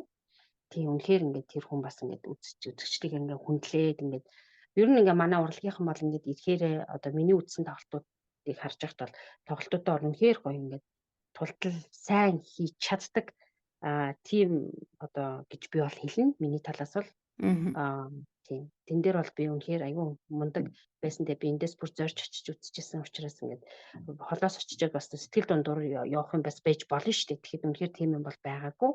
Тийм тэгээд хүмүүс ингээ харж байхад яагаад бас хүмүүс ингээ над шиг бас ингээ тэгээ Сараа хичээ айгүй гоё талыг ингээ зарим хүмүүс ингээ харсан ч болоосэй тий. Үнэхээр ингээ яг тийм гэж би бүр бас тэр үед бас бодож ирсэн л та тийм. Тэгээ ер нь бол ингээд манайхан бол яа фэйсбүүкт бол үнэхээр жоохон харж байхад ер нь манайхан нэг сэдв сөхөхөөрөө тэрийг ингээд айгуу тийм одоо эхний өгүүлбэр жоохон буруугаар л эхэлсэн бол тэгэл тэр чигээр нь буруугаар нь үргэлжлүүлээ явцдаг. Тэгээ тэр дундаас нөгөө тим юм биш үү, ийм юм биш үү, энэ ингээд жоохон арай өөр байсан биш үү, та нарын бодсноос арай өөр юм шүү энэ төр гэд жоохон бодцдог, тэрийг хилчдэг энэ төр хүмүүс жоохон бас их байгаасаа л гэж би бас боддог штэ ер нь. Тэгээ болж үзвэл бас нөгөө бас тэгээд хүмүүс зарим нэгэн хүнийг бас санаатаагаар харлуулах гэж тий хүмүүсийн нэр хүндэд хаалтах гэж одоо тийм одоо атаархал гэж ярьдаг шүү дээ. Одоо тийм баг атаархал шиг юм одоо юмнуудыг ингээд одоо бас цацах ч юм уу те тэрнгээрээ тэгээд аюу их тийм одоо хандлт авч юм авал тэр мэр тал дээр бол надад бол жоохон манай хүмүүс арай жоохон хитрхи амар тууширдаг юм шиг санагдаад идэв манай монголчууд. Тэгээ одоо нэг жишээлбэл одоо пен л байх хэрэгтэй гэж боддیں۔ Тэгэл ингээл би таны пен байсан чинь энэ юмнаас чинь болоод би тэхээ болчлоо энэ төр гэдэг ингээд тиймэрхүү энэ төр юм яриад байгаа хүмүүсийг харахаар надад айгу тийм би өөрөө айгу тийм тууштай юм байхгүй. Би нэг хүнээ хүндэлсэн шиг хүндэлнэ. Тэр хүний хүн яач ч муутгах гэсэн би ерөөсөө тэр хүний тэр талыг би харахыг хүсэхгүй. Яадаг гэхээр би нэгэн л энэ хүнийг ингээд шүтээд энэ хүнийг би хүндэлж байгаа бол хүн муу хэлсэн ч буруу хэлсэн ч би тэр хүнийг хүндэлсээр л авах болно. Яадаг гэхээр би тэр хүний сайн чанарыг магадгүй тэр зөв одоо миний хүсчихсэн одоо миний харахыг хүсдэг юмыг тэр хүн харуулад аль үжиний чадсан байхгүй. Тийм учраас ер нь бол би бол манай монголчуудаас пен гэдэг үгээч бас сайн мэддгүй мүү шүтэн бичрэх гэдэг үгээ мэддгүй мүү л гэж батсан. Одоо жишээлбэл Сараа хичээгээ шүтэн, Ариуна хичээгээ шүтэн. Энэ хоёрыг хүмүүс маш олон байдлаар харлуулах гэж үздэг. Яаж ч хүмүүс харлуулчихсан тэр хоёр надад гоёроо л харагдаад байдаг. Сайхнараа л харагдаад байдаг. Зөвөөрөө л харагдаад байдаг. Одоо тийм болохоор айгүй ер нь бол пен гэдэг үгнийхээ утгыг бас ойлгочод хүмүүс яагаасаа. Тэ би өдий хүртэл таныг шүтчихлээ. Одоо өнөөдөрс болчлоо өдөр гэдэг нэг тэр сэтгэхүйг би ерөөсөй ойлгохгүй байхгүй. Миний хувьд болохоор ингээд би ер нь бүх юмыг ер нь эхэлсэн л бол дуусгадаг хүн. Угаасаа миний юу. Тэгээд биний хүнийг хүндэлдэг л бол хүндэлсээр л яж байна. болно. Магадгүй Мгм. тэр хүн хувь хүн талаасаа надад үнэхээр өөр миний бодсоос өөр юм гаргаж ирэх юм бол мэдээж тэн дээр миний бодол өөрчлөгдөн мэдээж.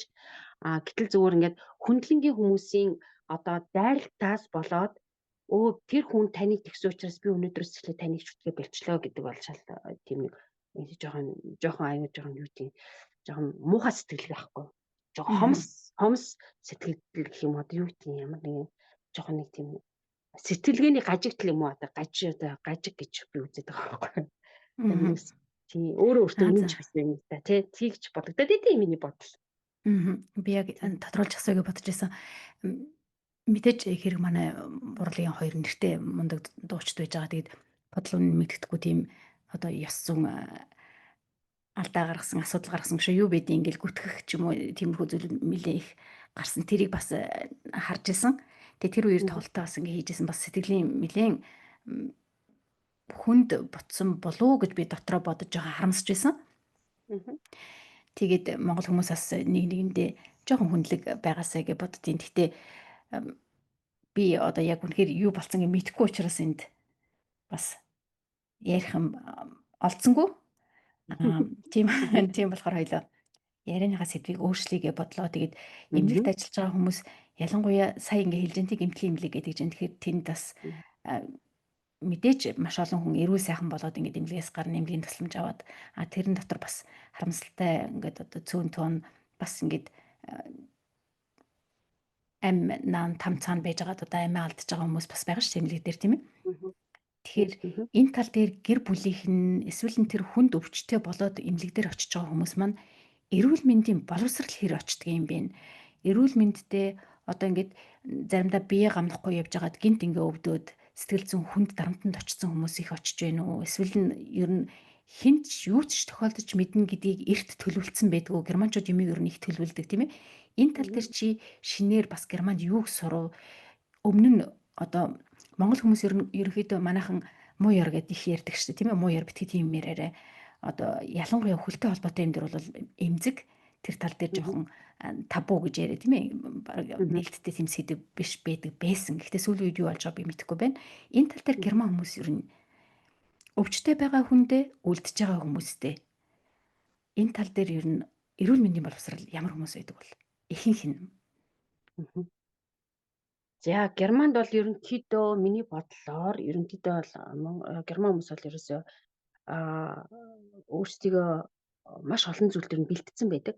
Тийм тэгээд хүмүүс ер нь хар залуугасаа тий одоо Европт ч нь бол ер нь одоо ер нь дэлхийн хүний нөөцийн юунаас одоо байгууллага одоо тэр газраас ер нь 75 наснаас эхлээл анх хөксөрч байгаа л гэж үздэг гэж одоо би сонсч байсан. 75 наснаас доош бол хүн бол ер нь хөшүүн хүн биш өндөр настай хүн л гэж одоо юу гэдэг хэлдэг те одоо тиймэрхүү утгатай би сонсч байсан байхгүй. Тэрэн шиг ингээд харж байхад одоо ингээд 60 наснаас эхлээл хүмүүс бодож эхэлт юм байна. Одоо ингээд те өөрийгөө эрүүл мэндийнхаа одоо би өвдөж магадгүй би ингээх өвдөх магадaltaй би ингэ чи одоо би одоо нас орчиж магадгүй ч юм уу те тэгэх юм бол би яах вэ энэ бүх зүйлээр нь германчууд ер нь маш төлөвлөдөг гэж би хэлнэ.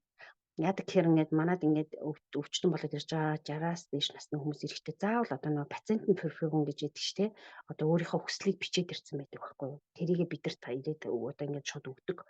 Хэрвээ би ингээд байж эмчилгээ хийлгэж байх явцдаа гинт ингээд харуулт өгөөд өөрийгөө танихгүй, өөр хүүхдээ танихгүй, үг хэлж чадахгүй, ярих боломжгүй тийм болох юм бол одоо би тэ одоо жишээлбэл хиймэл одоо юу мэдэж чадахгүй энэ болчих юм бол би одоо хиймэл хооллуулмаргүй байна. Би одоо жишээлбэл хэрвээ надад ингээд би амьсгалж чадахгүй болох юм бол би хиймэл амьсгал хийлгэмээр байна тий. Би одоо сэргээн засварх эмнэлэгч одоо жишээлбэл одоо юу гэдгийг хиймэл амьсгалаад би ингэж одоо интенсив үйлчлэл одоо сэргээн юу яах руу одоо илүүдлээ нөгөө сэхээ амьдруулах юу авмааргүй байна. Тэ иймэрхүү бүх юм ингээд өөртөө бичээд ирдэг. Гэтэл манай Монголд бол тийм юм ер нь баг маш ховор гэж би бодож байна. Тэгээ бас ихэнх хүмүүсийг харж байхад бас Германд ингээд хүмүүс ингээд 70-аас дээш насны хүмүүс болоод ирэхээр баг өөрсдийнхөө баг ингээд надад бол зөндөө олон тийм хүмүүс таарлажсэн. Нөгөө аль үжиний оршуулга төлцсөн. Хизээ одоо би энэ хаалгааны дараа ингээд яагаад яачих юм бол миний ингээд оршуулга маань төлөвлөөд одоо нөгөө нэг оршуулгын газарт хандсан тэнтэй гэрээгээ хийцэн оршуулгын газраа бүр газраа автсан тий би одоо Титэн номерын тим юм оршуулгын тим газар би ингээд өөрийгөө оршуулмаар байна. Энэ минийг ингээд төлөвлөчөд ирдэг герман хүмүүс. Тэгээд дээрэс нь бас нөгөө миний бас нэг мэддэг нэг хоёр настай хүн байдیں۔ 5 жилийн өмнөөс эхлээд маань хоёр ингээд хөрсчүүлийн тийм ахмадын амьдардаг болсон. Тэр хоёр яасан гэхээр нөгөө хоёулаа нэг 4 хүүхэдтэй дөрүүлээ жоохон эрүүл мэндийн асуудалтай. Тийм болохоор нөгөө хэрвээ би өвдөх юм бол ингээд манай хүүхдүүд ингээд миний оршуулгыг зохицуулж чадахгүй намайг ингээд асаргаанд орох юм бол асрамжийн газар яаж чадахгүй энэ гэл тийм учраас өөртөө ингээд бүр ингээд айл үжиний ингээд 3 жилийн өмнөөс ингээд тийм ахмадын газар ахмадын байранд өндөр насны байрдаг гэрээ мэрээ хийгээд байр сулрахаа хүлээж байгаа. Тэгээд ингээд байрны сулрчаар ингээд орчт юм байна. Тэгээд ингээд асрамж одоо тийм асаргаа сувилгаанд ороогүй ч гэсэн манай шурд ингээд айл үжиний би хизээч маргааш босоод ирэхдээ би асаргаа сувилгаа хэрэгтэй хүн болчих юм билүү. Тэгэх юм бол би шууд эндээ үргэлжлүүлээд өгтлээ байчин гэл тиймэрхүү байдлаар ингээд германчууд айгу тийм өөрсдийгөө ер нь өндөр насжилтандаа бэлдэж байна. Өвчнөдөө бэлдэж байна тий. Тэгээд бас нас баралтандаа ингээд өөрийнхөө ухамсараар бас бэлдэж байна. Тийм ийм юм бас энийг бол би хараад айгу мундад гэж бодод байгаа шүү дээ. Сэтгэл зүй өөрийгөө бэлдэх. Өөр хүүхдтэй дараагүйгээр тийм одоо үлдчихэж байгаа хүмүүстэй ингээ асуудал үүсэхгүй, үр үлдээхгүй, мөнгөний асуудал үлдээхгүй тий юу гэдэг одоо ч одоо урьдчилаад тэр асрамжийн газараа төлчих чинь өөрсдийнхөө хүслээр тий үр хүүхдүүдийнхээ хүслээр биш. Тэгээд бас тэр одоо юмаа төлчих чинь оршуулга төлцөн байна. Тэг хүүхдүүд нь одоо тэгээд яадгийн тий. Тэгээ баг одоо зарим хүмүүс гэж юм чи хэрвээ биеийг насварах юм бол баг хүүхдүүд гэхээсээ илүү баг ингээд манай одоо амьдарч байгаа асрамжийн газараас тий одоо шууд нөгөө оршуулгын байгууллагатай холбогдоод ингээд шууд бүх юма хийхээр болчихж байгаа байхгүй. Ерөөс өөр хүүхдээ оролцоогүйгээр хийж байна. Бас тиймэрхүү юм байна. Энэ дээр чамд ямар санагддаг бол магадгүй манай зарим сонсогчд маань ямар актер хүндээ хөдөө юм бэ одоо ингээд насаараа хүүхдээ өсгчөөд одоо залуу цагтаа хүүхдээ өсгчөөд ингээд насны эцэст нь өндөр насны газар руу ингээд уйтгартай цонхоор хараад гээд манайхан ер нь энд байж үзээгүй учраас ямар нэг мэдээлэлээс европчууд ер нь өндөр настай болсон гэж аваад тэгээ асамжийн газар авчаал орчдөг. Тэгээ багтаад ингээд очдоггүй гэд тийм яриа бас байдаг. Олон хүмүүсийн дотор чинь олон хүүхдүүд айл гэр бүлүүд чинь шал өөр явж байгаа ш 84 сая хүн дотор чинь тийм ээ. Зарим ээж аваад нь сайн дураараа хүүхдүүдтэй дараа болохгүй тулд аль хэзээний одоо чиний ярьснаар асрамжийн газараа сонгочихсон би тэнд ингээ очино өөрийн таваараа байна. Одоо биерийн гар хараад байх шаардлагагүй эсвэл хүүхдийн ажилтан саад болоод ингээ байн харуулад байхгүй тэнд мөнгө төлөөд үйлчлүүлэгчтэй ингээ бэж нэгэд тэр хүмүүсийн хувьд уйтгарлал цонхоор хараад гүйрээл одоо гансраал тэгж байгаа биш. Тэр хүмүүс чинь тэр байгаа юмдаа өөрөө дасцсан энэ орчиндөө дасцсан байгаа юмдаа сэтгэл нь хангалуун өөртөө бол болж байгаа хүмүүс зөндөө бас байгаа шүү дээ тийм ээ. Янз байгаах. Энэ тал дээр одоо Монголд эмээ өвөөтэйгөө өссөн эмээ өвөөгөө асарж одоо өндөр насны хүртэл ингээд дагаж зөнчгсөн ч гэсэндээ одоо ажлын хажуугаар ээлжилж хараад ингээд ийм илгэсэг байдаг ийм ёс заншилтай орны бид нарын сэтгэл зүйд нэг л ийм тохиромжгүй ямар хэцүү ч юмдээч гэдэг юм уу тиймэрхүү эргэлзэх эсвэл нь энэ чинь харин өстой амар юм биш гэж гэдэг юм уу ингэсэн бараг дээр юм байна да манайхан бас эндээс сурж мэдэх юм бэ шүү нэгэнтэл бид нар хорвоо дээр одоо хүний төрлөг болоод ирсэн тэгээ буцаад тэр зам руугаа буцаад хизээний цагт явна тий гэсэн тийм тайвшруулалтаар ч юм уу ер нь энэ дээр чи яаж ханддаг вэ Монгол хүний хувьд одоо Монголд төрж өссөн хүний хувьд За Монголд төрж өссөний хувьд болохоор ерөнхийдөө бол мэдээж би Германд ирээгүй байхдаа ч юм уу эсвэл Германы энэ одоо эрүүл мэндийн салбарыг тий энэ одоо системийг энэ хөгжүүлэх асрамжийн газар энэ миний талаар мэдээлэл байхгүй байхдаа бас би монголчууд шиг л бодож исэн бас тий энэ яаж ээж аваа өргөд өчт юм бол доо яасан ч хүн одоо хүн чанаргүй юм тий өстой би бол ээж аваагаа ингээд яах юм бол хажуудаа аваад амьдрын гэсэн бодолтой байсан. Гэтэл ер нь ерөнхийдөө бодоод тахт ер нь яс юм дээрээ юу байд юм бэ? Энэ Германд ирээд ингээм амьдраад үзэхэд бол энэ үнэхээр аюу зөв шийдвэр юм гэж би бодсон. Яасан гэхээр нөгөө одоо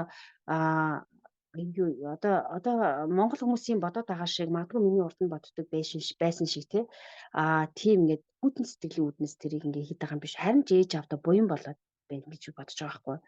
Яасан гэхээр хүн ингээд настай болоод ирэхээр ингээд гэртээ ингээд ганцаараа ингээд яг ээж аваа хардаг ч гэсэн ингээд тэр ингээд одоо нэгсэндээ нийгмээс тусгаарлагдчихдаг. Одоо тэгээ насрамжийн газар амьдарч байгаа хүмүүсийн би сэтгэлийг бас асууж байгаа байхгүй. Та энд тэр хүн өглөө боссоо зэ одоо ингээд хэрэг одоо ингээд үр хүүхэд нь гэрт нь хараад ингэдэг бол тэр хүн зүгээр л ширээн дээр цагаа угаал тэгээл удаастаа жинхэнэ гэртээ юугаа хийдэг телевизээр үздэг ч юм яадаг чинь тэ эсвэл тэр чинь тэгэл өөрийгөө арчиж чадахгүй босч чадахгүй одоо тэгэл орон дээр ингээд гэтэл тиймэрхүү хүмүүс ингээд асрамжийн газар байгаа хүмүүсийн давуу тал нь болохоор тэр хүмүүс ингээд германд басны одоо тийм одоо юу тийм туслах одоо төхөөрөмжөд маш аюул мундаг байна. Жишээлбэл одоо ингээд Монголд нэг хүн хэвтрийн дэглэмтэй байлаа гэж бодоход хэвтэр хүн орон дээр л хэвтэж явах жишээтэй. Одоо жишээлбэл нөгөө нэг ингээд тэрэгэнцэр гэдэг асуудал Монголд ер нь жоохон аюу тийм нэг хожуу орж ирсэн шүү дээ. Ер нь тийм тэрэгэнцэр дээр суудаг. Тэрэгэнцрийн одоо жишээлбэл Германд бол ингээд аваад өгчөж чинь одоо ингээд хөл дээр явж чадахгүй нэг тий ингээд орон дээр ингээд дандаа л хэвтүүлээд тахгүй орноос нь босгоо аваад ингээд тэгээд ингээд босод хүмүүсийн дунд оруулаад суулгачж байна. Тэр хүн чинь ингээд хэдий ингээд тийм байдалд орсон ч гэсэн ингээд нийгэмшил дундаа байгаад байгаа байхгүй. Тэгэл ингээд өөр хүмүүсээ хараад хүмүүстэйгээ өөртөөгөө тохирсон хүмүүстэйгээ яриад хэдий тэр хүний ингээд яг хаа бэлхүүснээсээ доошоо ингээд саажилт үүсээд тархин зүгээр ажиллаж байгаа шүү дээ тэр хүн тий. Тэгээд ингээд тэр хүмүүс ингээд өглөө олох ингээд 10 хэдүүлээ суугаад өглөөний цайгаа ууна гэдэг мэдрэмж бол айгүй гоё мэдрэмж гэж байгаа байхгүй. Би өглөө ингээд сэрэл босоод би өглөөний цай уудаг өрөөндөө орох би дуртай. Би тэндээ хүмүүстэйгээ тоглох дуртай. Даалуу тоглож гин, үзэр тоглож гин. Тэр чинь ингээд айгүй гоё ингээд нийгэмшээд байгаа байхгүй. Тэгээд нийгмийн дунд байж байгаа тэр хүн ингээд одоо нас орж штэ. Гэтэл одоо Монголд бол ингээд нэг гэртээ байлгаж жагаад хөдөө байж жагаад өстой жинхэнэ ингээд тий. Тэгээд гэртээ байгаа тэр асарж байгаа хүүхдүүд нь өөрсдөө ямар ч эрүүл мэндийн мэдлэг байхгүй шүү дээ. Ээжигээ жишээлбэл хэвтэр дэдэг хүний түүхэн цоорчин, нуруунд цоорчин тэр мэрийгэж арчилгаа эмчилгээ авч чадахгүй гэртээ байж чад халдвар аваад нас орох магадлал манай Монгол эндээ байж байгаа байхгүй. Гэтэл тэр одоо асрамжийн газар амьдарч байгаа хүмүүс те хэвтэр дэдэг хүмүүсийн түүхэн цоорч болно. Нарсан ингээд ягаад одоо те одоо нөгцөг мөгцгнийх нь юм ингээд цооролт үүсдэг ш настай хүмүүс хэвтрийн хүмүүс. Тим юм чи ингээд тэр асрамжийн газар ингээд цэвэрлээ өгчөж чинь, эмчилгээ өгчөж чинь. Тэр чи аюут ингээд яг мэрэгчлийн төвшөнд айгүй өндөр төвшөнд тэр айгүй сайн хүмүүсийн гарт байгаа хгүй. Тийм учраас бол энэ одоо ээж аваагаа тийм хөшчүүлийн асрамжийн газар одоо аваачж өгснийг буруу гэж ойлгодог Монгол сэтгэлгээ одоо би болиосоо гэж бодож байна. Тэр тусмаа одоо Монголд маа бас тийм асаргаа сувилгааны газруудаас олон олноор нэгдэсэ гэж би бодож байна. Тэгэх юм бол бас нөгөө үр хүүхэд нь бас ажиллаа хийгээ явна. Тэгээд өдөр болгон ажиллаа тараад ээж аав дээр очиж чинь.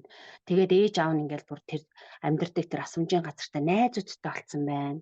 Тэр чинь гэсэндээ манай Монголын нөгөө хүмүүс одоо жишээлбэл манай ээж аав хоёр жишээлбэл ингээл бараг гэртээ байж байгаа л ингээл тий одоо жишээлбэл ингээд аршаан сувлалт явдаг. Тэгээ аршаан сувлалт өндөр насныудаас авч аршаан сувлалт явахаараа манай ээж аваар аюугаа сэтгэл нь гой сэрхжээл хаста тийм найзтай болоод ийм найзтай болоод гэл тэрнээс ингээд харагдаж байгаа хгүй. Монгол хүмүүс маш их хөвшрөх тусмаа ингээд нийгэмшлээс одоо социал одоо тийм одоо юунаас ингээд анхаардлын байдалтай ганцаардад орж ийн. Монгол хүмүүс те хэдий ээж аавгаа гэртээ би асарна, хажуудаа аавна гэж байгаа ч гэсэн ээж аав нь маш их ганцаардал донд байна те. Тэгээд ингээд удаан гэр орондоо байгаад хараа хүмүүс чи хоорондоо хэрэлдээд салахгүй, мууд үл ойлголцсон те. Иймэрхүү юм бол оол болгонд байдаг. Дандаа л ингээд бааш хийсэн цэвэрлэл ингээд бахаараа хүн цохолтуу болно, ууртай болно. Тэ одоо иймэрхүү асраанд орсон хүмүүсийн гэртээ арчилдаг хүмүүс одоо ерөнхийдөө сэтгэл зүйн хувьд бол маш хүнд байдалтай байдаг тий. Гэтэл асрамжийн газар ээж аавгаа цэвэрхэн орчинд өгчин, эмчилгээтэй орчинд өгчин, эрүүл хоолтой газар аваачаад өгчин. Энэ бол ерөөсөө ингээд тэгээ ээж аав ч гэсэн тэгээд улам гоё гялцаал сэтгэл зүйн хувьд ч гэсэн аюу өндөр байна. Энийг бол би Европын өндөр насны газруудаас харж байна тий. Тийм асрамжийн газар амьдардаг хүмүүс гэртээ байгаа хүмүүсээс илүү аюу тийм өөр ирдэг байхгүй юу? Арчлагдсан, эмчлэгдсэн тийм байдалтай ирдэг байхгүй. Гэртээ байгаа хүмүүсийн ингээд юу ингээд одоо жишээлбэл асрамжийн газар байгаа ээж дээрээ эмнэлэг дээр ирж байгаа тэр хүүхдүүд нь хүртэл ингээд шаал ондоо ээжтэйгээ гой харьцаж ингээд сандсан ээжигээ ингээд халамжилсан тий. Гэтэл нөгөө ээжигээ дандаа гэртээ харж агаад эмнэлэг тавьчаад өгсөн хүн харин бүр 7 хоног ор сургаал болчихсон. Аацны юм гээ тий баг. Тэгээ би баг 7 хоног хамрын ингээд ийм байдалд орсон байна. Тийм учраас яаж юм тийм асрамжийн газар бол би байх хэвээр асрамжийн газарт аваачж өгсөн ч гэсэн ингээд бүр аваач хайчиж байгаа гэдэг Монгол ойлголтыг хаях хэрэгтэй. Ээж аав дээр өдөр болгоо очиж явах хэрэгтэй. Очоод ээж аавтайгаа ингээд тэгээд ээж аав нь гоё хүмүүсийнхаа дунд амьдарч агаад хүмүүсийнхаа нийгэм дундаа байж агаад хүмүүс ингээд Германд асарч байна. Тэгээд дээрэс нь бас нөгөө хөшчүүлийн асрамжийн газрын бас нэг давуу тал нь юу гэдэг гэхээр тэд нар ингээд яг айгуугүй ингээд одоо аюу гоо ингээд дандаа програмтай байдаг. Тэр Мгм. асрамжийн газар авч хаягдсан хүн ерөөсөө биш байгаа байхгүй. Мгм. Тэд нар чинь бүр амар гоё заяа. Өглөө сэрлээ, өглөөний цайг ингээд бүүнөр нэг цэцэрлэгийн хүүхдүүдийг өгчөж байна. Имэйлдэж гашгаж өгчөж, айдж уучж байна. Хөвчлөлтэй байна. Мгм. За тэгээ өглөөний цайгаа уусны дараа одоо миний одоо тэр улаан загалт маань талаар би яриа л да. Тэр асрамжийн газрын талаар жишээлбэл жишээ ярьж өгмөөрэй. Тэн Мгм. дээр ингээд өглөөний цайг нь уулах. За өглөө босгоос нь эхлэе заяа. Өглөө Мгм. босголоо тий одоо сайхан нүүр амын цэвэрлээд ингээд хурц өндрийг угаагаад ингээд аюу гоо ингээд одоо юу гэдэг өөрийг нь угаа цэвэрлээд аюу гоо болоход ингээд одоо явж чадахгүйг нь тэрэгэн цэр дээр түрээд өглөөний цайны ширийн дээр аваачаад өгчөж гин. За тэгээд тэдрийг ингээ хоолж унтсныхаа дараа 10-аас 11 цагийн хооронд яа тийм тий бялуу бүгдээрээ хийж нэг эмэгтэй ирээд ингээд бялуу хийлээ тий хамтарч бялуу хийгээд тэрийг нь хараад нөгөө настай хүмүүс чи баярлаад баясаал Мгм. аюу гоё юм чи өө би станараа залуу байхдаа ачтаа тэгж хийж өгдөгс хүүхдтэй тэгж өгдөг аюу гоё меморийн сэрэг гэж байгаа байхгүй. Мгм. Тэгээд байж тэр 10-аас 11 цагийн хооронд бялуу хийлээ. 11-аас 12-ийн хооронд жишээлбэл хөдөлж явж чаддаг хүмүүсийг усан цэлүүлж юм. Гимнастик хийлгэж байна. Тэгээд дээрэс нь бас нөгөө гар хөлний дасгал хийлгэж байна. Юм нэхэж сургаж байна. Юм зурулж юм. Тэ? Мгм. Мгм. Аюу олон гой гой ингээд сэтгэл санааг нь өргөдөг юм хийж юм. Гар хөлнийх нь дасгалыг хийлгэж байна. Хүн нөх хөшиж ихтэй хөгшөрч биш хөшиж өгдөг тий. Аха. Ярьж тий. Тэр шиг одоо тэр хөшөлтийнх нь эсрэг арга хэмжээд эдэр авчиж чинь. Тэгээ Мгм. өдөр хэмжээ гой ингээд 12-оос 1-ийн хооронд ч 1-ээс 2-ийн хооронд унтуулчих байна. 3 цагт босоход кофе хүүхэн өгчөж дээ. Кофе өгөөд бялуу идүүлчих чинь. Мгм. Үдээс ус ингээд бүгдийн дагуулад гой гудамжаар гой пактаараа аялуулчих чинь. Орой хоолнд оруулж чинь. Орой унтахаас өмнө сайхан ингээд шүд амын угаагаад бүх юм цэвэрлээд оронд нь оруулах юм. Тэр чи гэртээ авч чадахгүй байгаа бүх сайхан юмыг авчиж шээ. Мгм. Тэгэхээр бол асрамжийн газар гэдэг тал юмыг бол би өстой үнэхээр зөв шийдэл гэж хэлнэ. Тэгээд Мгм. гэр бүлийн гэсэн тэрэндээ сэтгэл хангалуун тээж аавч тэндээ маш жаргалтай байгаа байхгүй. Мгм. Хизээч тэгээд хаягдсан мэдрэмж авдаггүй гэрмандаа асрамжийн газрын хүмүүс. Мгм. За маш их баярлалаа. Бас нэг яг энд чиглэлд ажиллаж байсан хүнээр яриулах юмсан гэж бодож байсан. Тэгээд тэнд ажиллаж байсан хүнээс бас хэдүүлээ туршлагаас нь сонслоо. Бас жишээ татаад ингээд сайхан ярьлаа. Баярлалаа. Өсөглөө. Тэгээд нэг юм үг байдаг. Эрүүл мэнд бол бүх зүйл биш. Гэхдээ эрүүл мэндгүй бол бүх зүйл утгагүй гэд нэг алдартай үг байдаг. Шопенгауэр хэлжсэн үг. Тэгэхээр маш одоо өндөр албан тушаалтай, өшөө амжилттай, эсвэл нь олон сайхан үр хөвгттэй хүн амжилтыг бол юугаар ч хэмжиж болно тийм ээ өөрийнхөө хэмжээнд. Тийм өөрийгөө одоо амжилттай эрүүл сайхан явж исэн хүн эрүүл мэндэ алдсан үед маш хэцүү одоо хамгийн ер нь амьдралын хүнд үед одоо эмнэлэг бараад нь тийм ээ. Тэгэхээр яг тэр үед нь сувилагч нар маш их одоо хүнлэг сэтгэл гаргаж хамгийн ингээд хүнд хэцүү одоо тэр өвчтөний орон дээр байж хат нь хамгийн асар цувилдаг хүнлэг сэтгэл гаргаж болон та чадна одоо тэр урам зориг өгдөг эхний хүмүүс нь сувилагч нар байдаг гэж ярьдаг. Тэгэхээр ийм ажил хийж яхад ялангуяа чи Монгол төрж өссөн хүмүүс хүний хувьд чамд энэ ажил ихэр тохиромжтой санагддаггүй. Бид нар одоо Монгол хүний бас нэг давуу тал, зан чанар, настай хүмүүстэй одоо хүндэтгэлтэй ханддаг. Энэ бүх юм маань бидний бас нэг давуу тал болж харагддаг. Энэ бол ялцчгүй давуу тал гэж би хэлнэ. Монгол хүмүүс бол аюу тийм халуун сэтгэлтэй, тусархаг тий бас хүнд тусалчий гэсэн тийм унган зантай шүү дээ. Монгол хүмүүс чинь цаанаасаа тийм нэг айгуу тийм өгөөмөр сэтгэлтэй, найрсаг хүмүүс идэх байхгүй юу? Нөгөө жочтомтгой, дайлмтгай гэдэг шиг тий.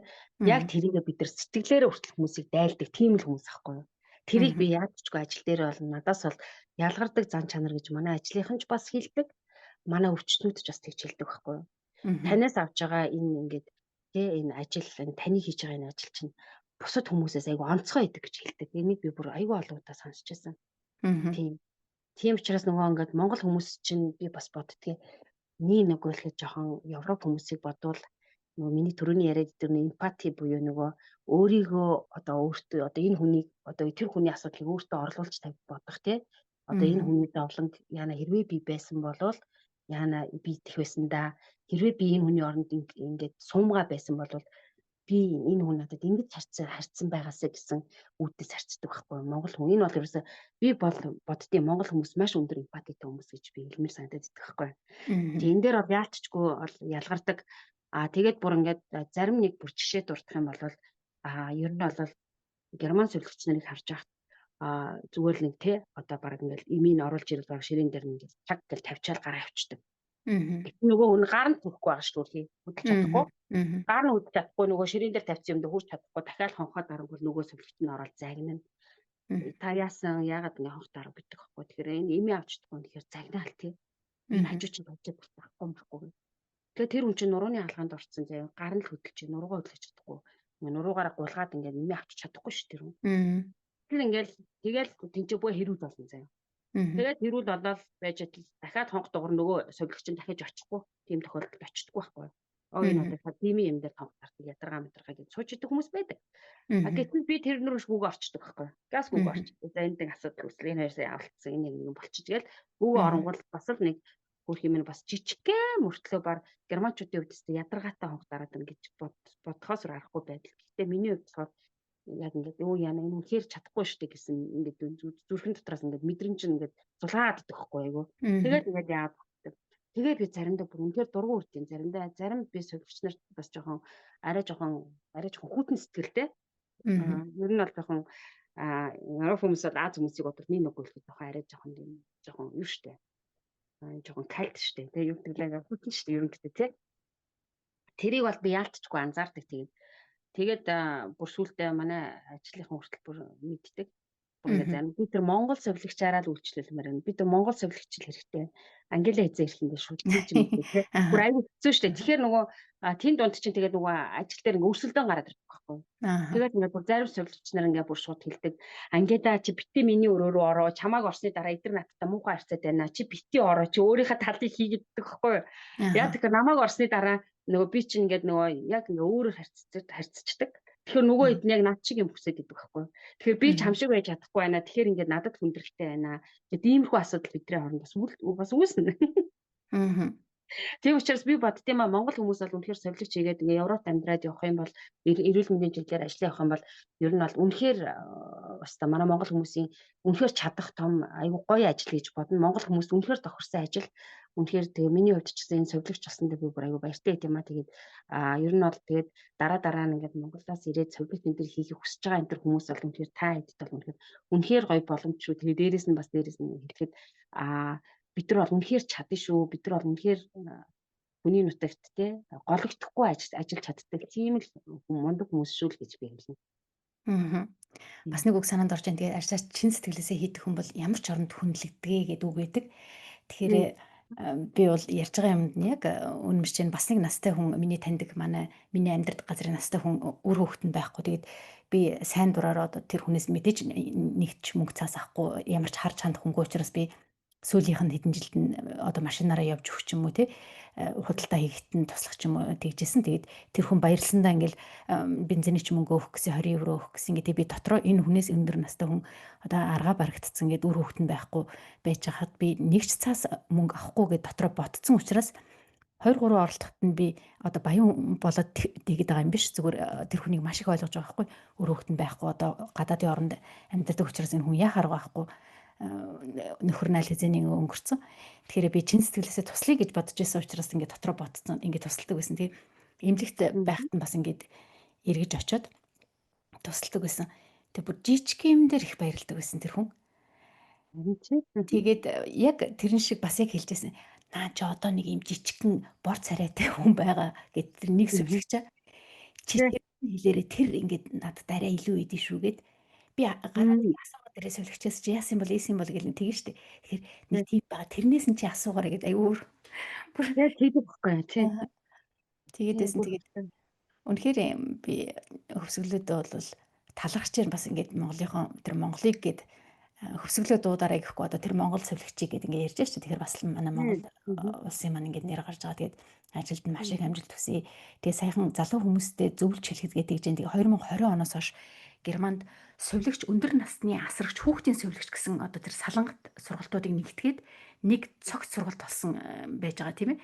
Тэгэхээр чиний бодлоор энэ өөрчлөлт ер нь сайн өөрчлөлт үү эсвэл нь өмнө нь одоо чиглэлээр байсан тийм ээ өндөр насныг асардаг хүүхдүүдийг асаргаас явуулгаа гэдэг.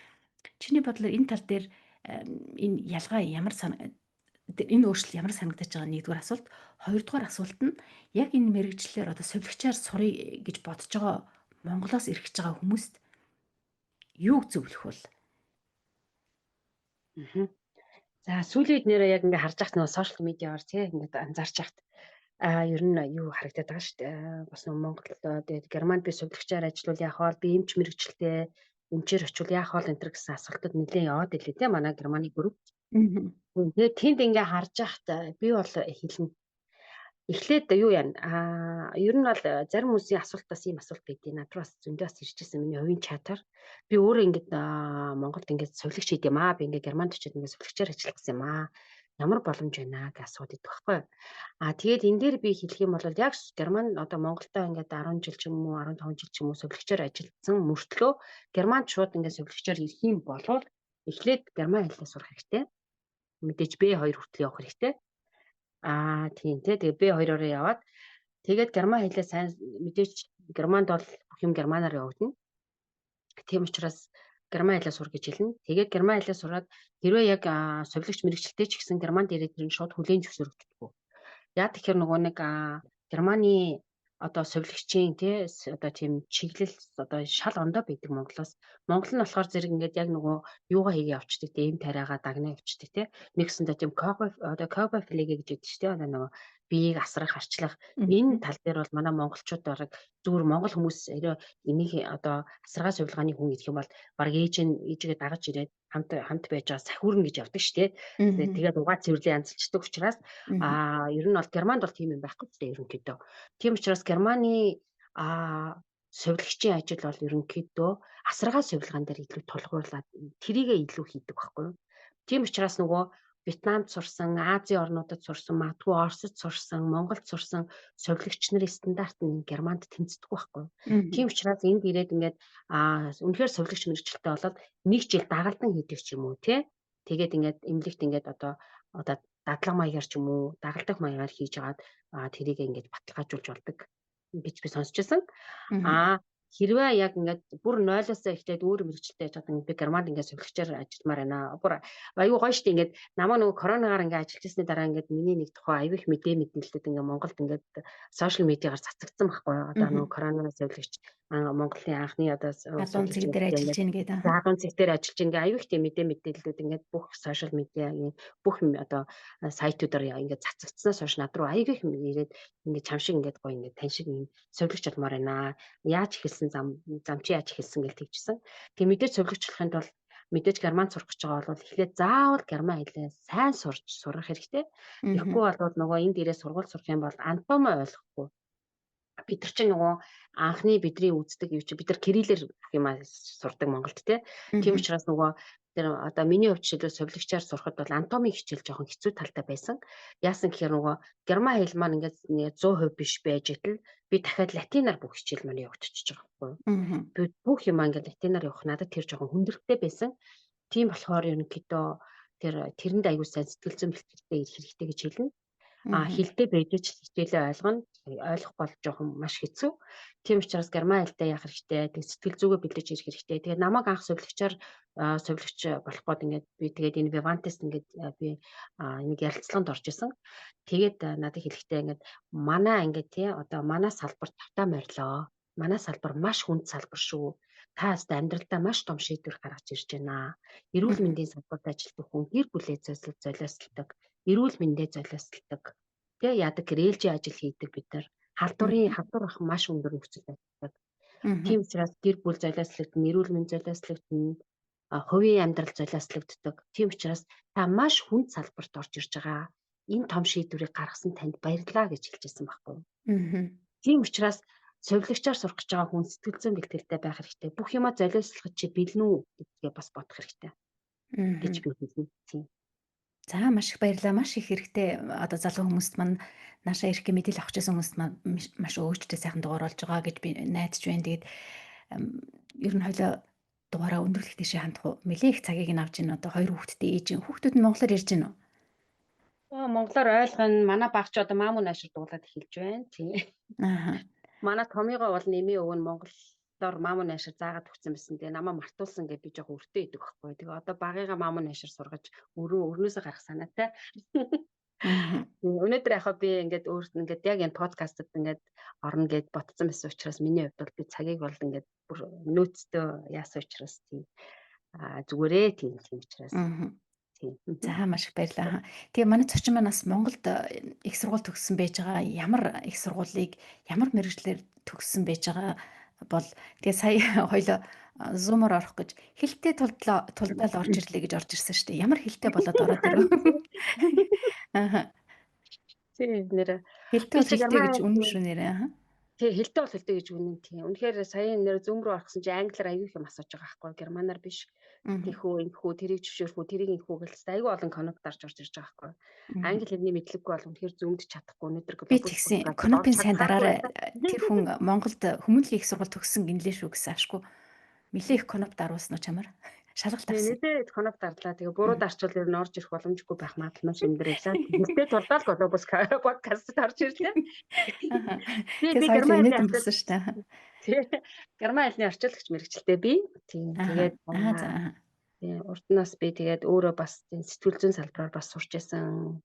Мгм. Сэтгүүлч бас хийж үзчихлээ. Та ясаа актер Залуухлаа. сэтгүүлч вэ? Хамгийн төгсгөлт нь тэгж хэлж штэ. Сэтгүүлч үнтэй ирсэн байж штэ. Аха. Тэгээ ер нь бас сэтгүүл Аха. зүйлээр сурч байсан оюутан бахта. Тийм Мгм. тэгээд сэтгэл зүйн мэрэгжил бас жоохон эзэмших гэж оролцсон. Тийм тэгээд бас Мгм. сэтгүүлчээрээс ажиллаж үзчихсэн. Тийм. Тэгээ бас орчуулагч мэрэгчлээ. Би аюу олон мэрэгчлээ шүү дээ. Би өөрөө ингэдэг хоо. Би анх герман хэлийг сурч эхлэх цагаасаа би хизээ нэгэн цагт германд амьдрах байх гэдгийг мэдчихсэн. Мгм. Германд очихоор би юу ч чаддаг байх хэвээр гэдэг. Би хүн царай алдахыг хүсдэггүй тийм төрлийн хүн учраас Мгм. үсээ засаа сурчигээд өсчин болсон. Мгм. Хумсаа засаа сурчигээд маникюрчин болсон. Мгм. Нүрэ будаа сурчигээд мейкапчин болсон. Би бас мейкапчин мэрэгчлээ, өсчин Мгм. мэрэгчлээ, Аха. орчуулагч мэрэгчлээ. Тийм тэгээд Сэтгүүлч. сэтгүүлч бас мэрэгжил бас эзэмшчихлээ. Тийм. Мгм. Тийм. Тэгээд Сувилагч. тэг бас хувцас очигээд ойдолчин болсон байдгийн. Би бүр Мгм. сулсан байдгийн тий. Мгм.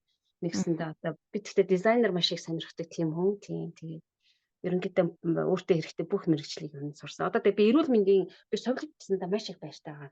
Энэ бол миний Мгм. бүр үнэхээр мөрөөдлийн мэрэгчтэй юм байна гэж би. Нөхөртөө бүр талархаад идэг байхгүй. Мгм. Ийм гоё мэрэгчлэл рүү намаа чи бүр хүчээр түлхэж оруулж өгсөнд маш их баярлалаа. Мгм. Сурахад хэцүү байсан, ард нь гарахад үнэхээр хэцүү байсан. Одоо ингээм хамт гарсанд маш их баярлалаа. Тэгээ манай нөхөр чинь бүр надтай хамт хичээл хийсэргээд бүр битээр чи хамт ураг ангаах төгссөн байхгүй юу?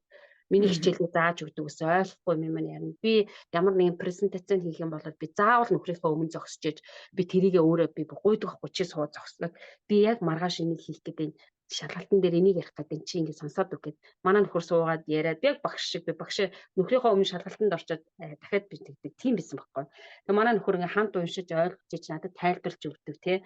Энэ нөхрийн Мгм. буян би энэ сувлэгч мэрэгчлийг эзэмшсэн. Тэгээд айгүй аттай гэж боддөг штэ тий. Хүний Мгм. хувь тавилан тий. Гоё хувь Мгм. тавилантай гэж боддгийг өөрийгөө ерөө бас айгүй бэлгшээдэг тий. Мгм.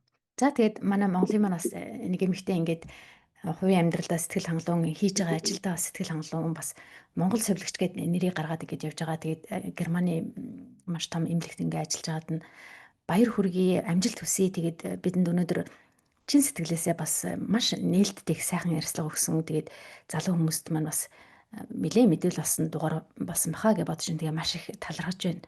Өсвөлөөдөө. Тэгээ ажилд нь амжилт хүсье. За баярлалаа. Тэгээд намаа подкастт орж оруулсанд маш их баярлалаа. Тийм. Тэгээд өөрт чинь бас амжилт хүсье. Тэгээд ярилцахад бас их гоё ялаа. За маш баярлалаа. Тэгээд хөсөглөөг дагах хүн байвал чиний Facebook нэрийг чинь доор бичиж болох уу?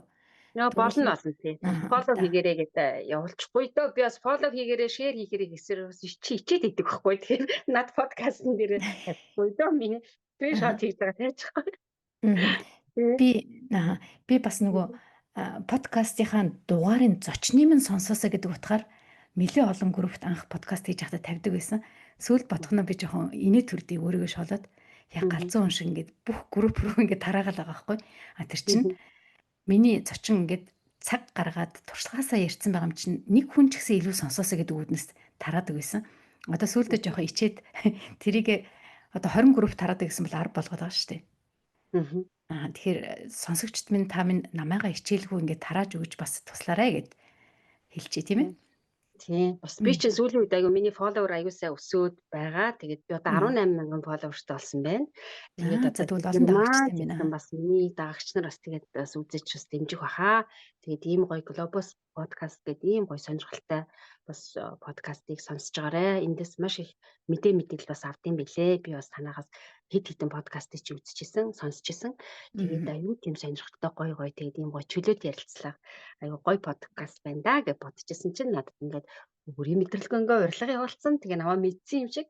Тэгээд би одоо маш их баяртай байгаа. Тийм тэгээд намайг урьсанд маш их баярлаа. Тэгээд жоохон хүлээлгсэн бол уучлаарай гэж Зүгээр хэлье. зүгээр ажилтай тий ажилтай хүүхдүүдтэй гэдэг ингээд завгүй байдаг гэж мэдчихсэн болохоор төвчээртэй хүлээсэн. Тэгээд их сайхан ярьслага байлаа. Тэгээд сая ашгүй Globus подкастын маань рекламдаж өглөө тэр мөнгө шилжүүлэх дансаа хизээ бичнэ гэж ялаа.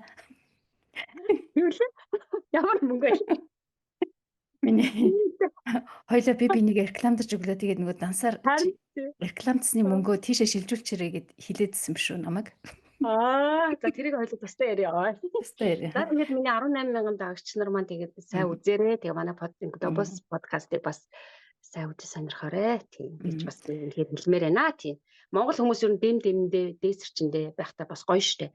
Тэр тусмаа гадаадд амьдарч байгаа бид нэр аюу тийм тэгээд одоо жишээл хоёулаа нэг өдөр уулзсан бол тий ямар гоё хизээ язаны таньдаг хүмүүс шиг тийж гоё тий. Ер нь гадаад амьдардаг монголчууд ер нь их гоё штэ. Тэгээд тийм болохоор үргэлж бас гадаадд идэг монголчууд маань бинийгээ дэмдээ дэмжиж байгаарай, хайрлаж байгаарай, хүндэлж байгаарай. Бас тэгээд биентэйгээ ер нь жоохон хүндэтгэлтэй гоё тийм байгаасай л гэж би хүсдэг дээ. Ер нь бол тэрийг бас хэлчмээр байна. Энэ баримжиг шиг байна. За баярлалаа. Манай зочин маань жоохон надаа бас гоё хошин мэдрэмжтэй санагддаг учраас тоглож хэлсэн тэр нөгөө рекламны мөнгө дансаа шилжүүлээрэй гэж. Тэгээ хоёлаа бас гадаад байдаг монголчууд маань гээ ярихаар дотоод байдгууд манаас гомдох вэ тийм ээ. Тэгэхээр гадаад дотоод гэлтгүү хэдүүдээ нийлж байгаад бас эх орныхоо хөгжилд нийгэмд бас чадах юм аа мэдсэн сурсан юм аа ингээд дамжуулаад бинээсээ суралцах юм бас бидэнд их байна тийм ээ. Тэгээд сонсогч та бүхэндээ бас маш их баярлалаа. Баяртай. Баяртай.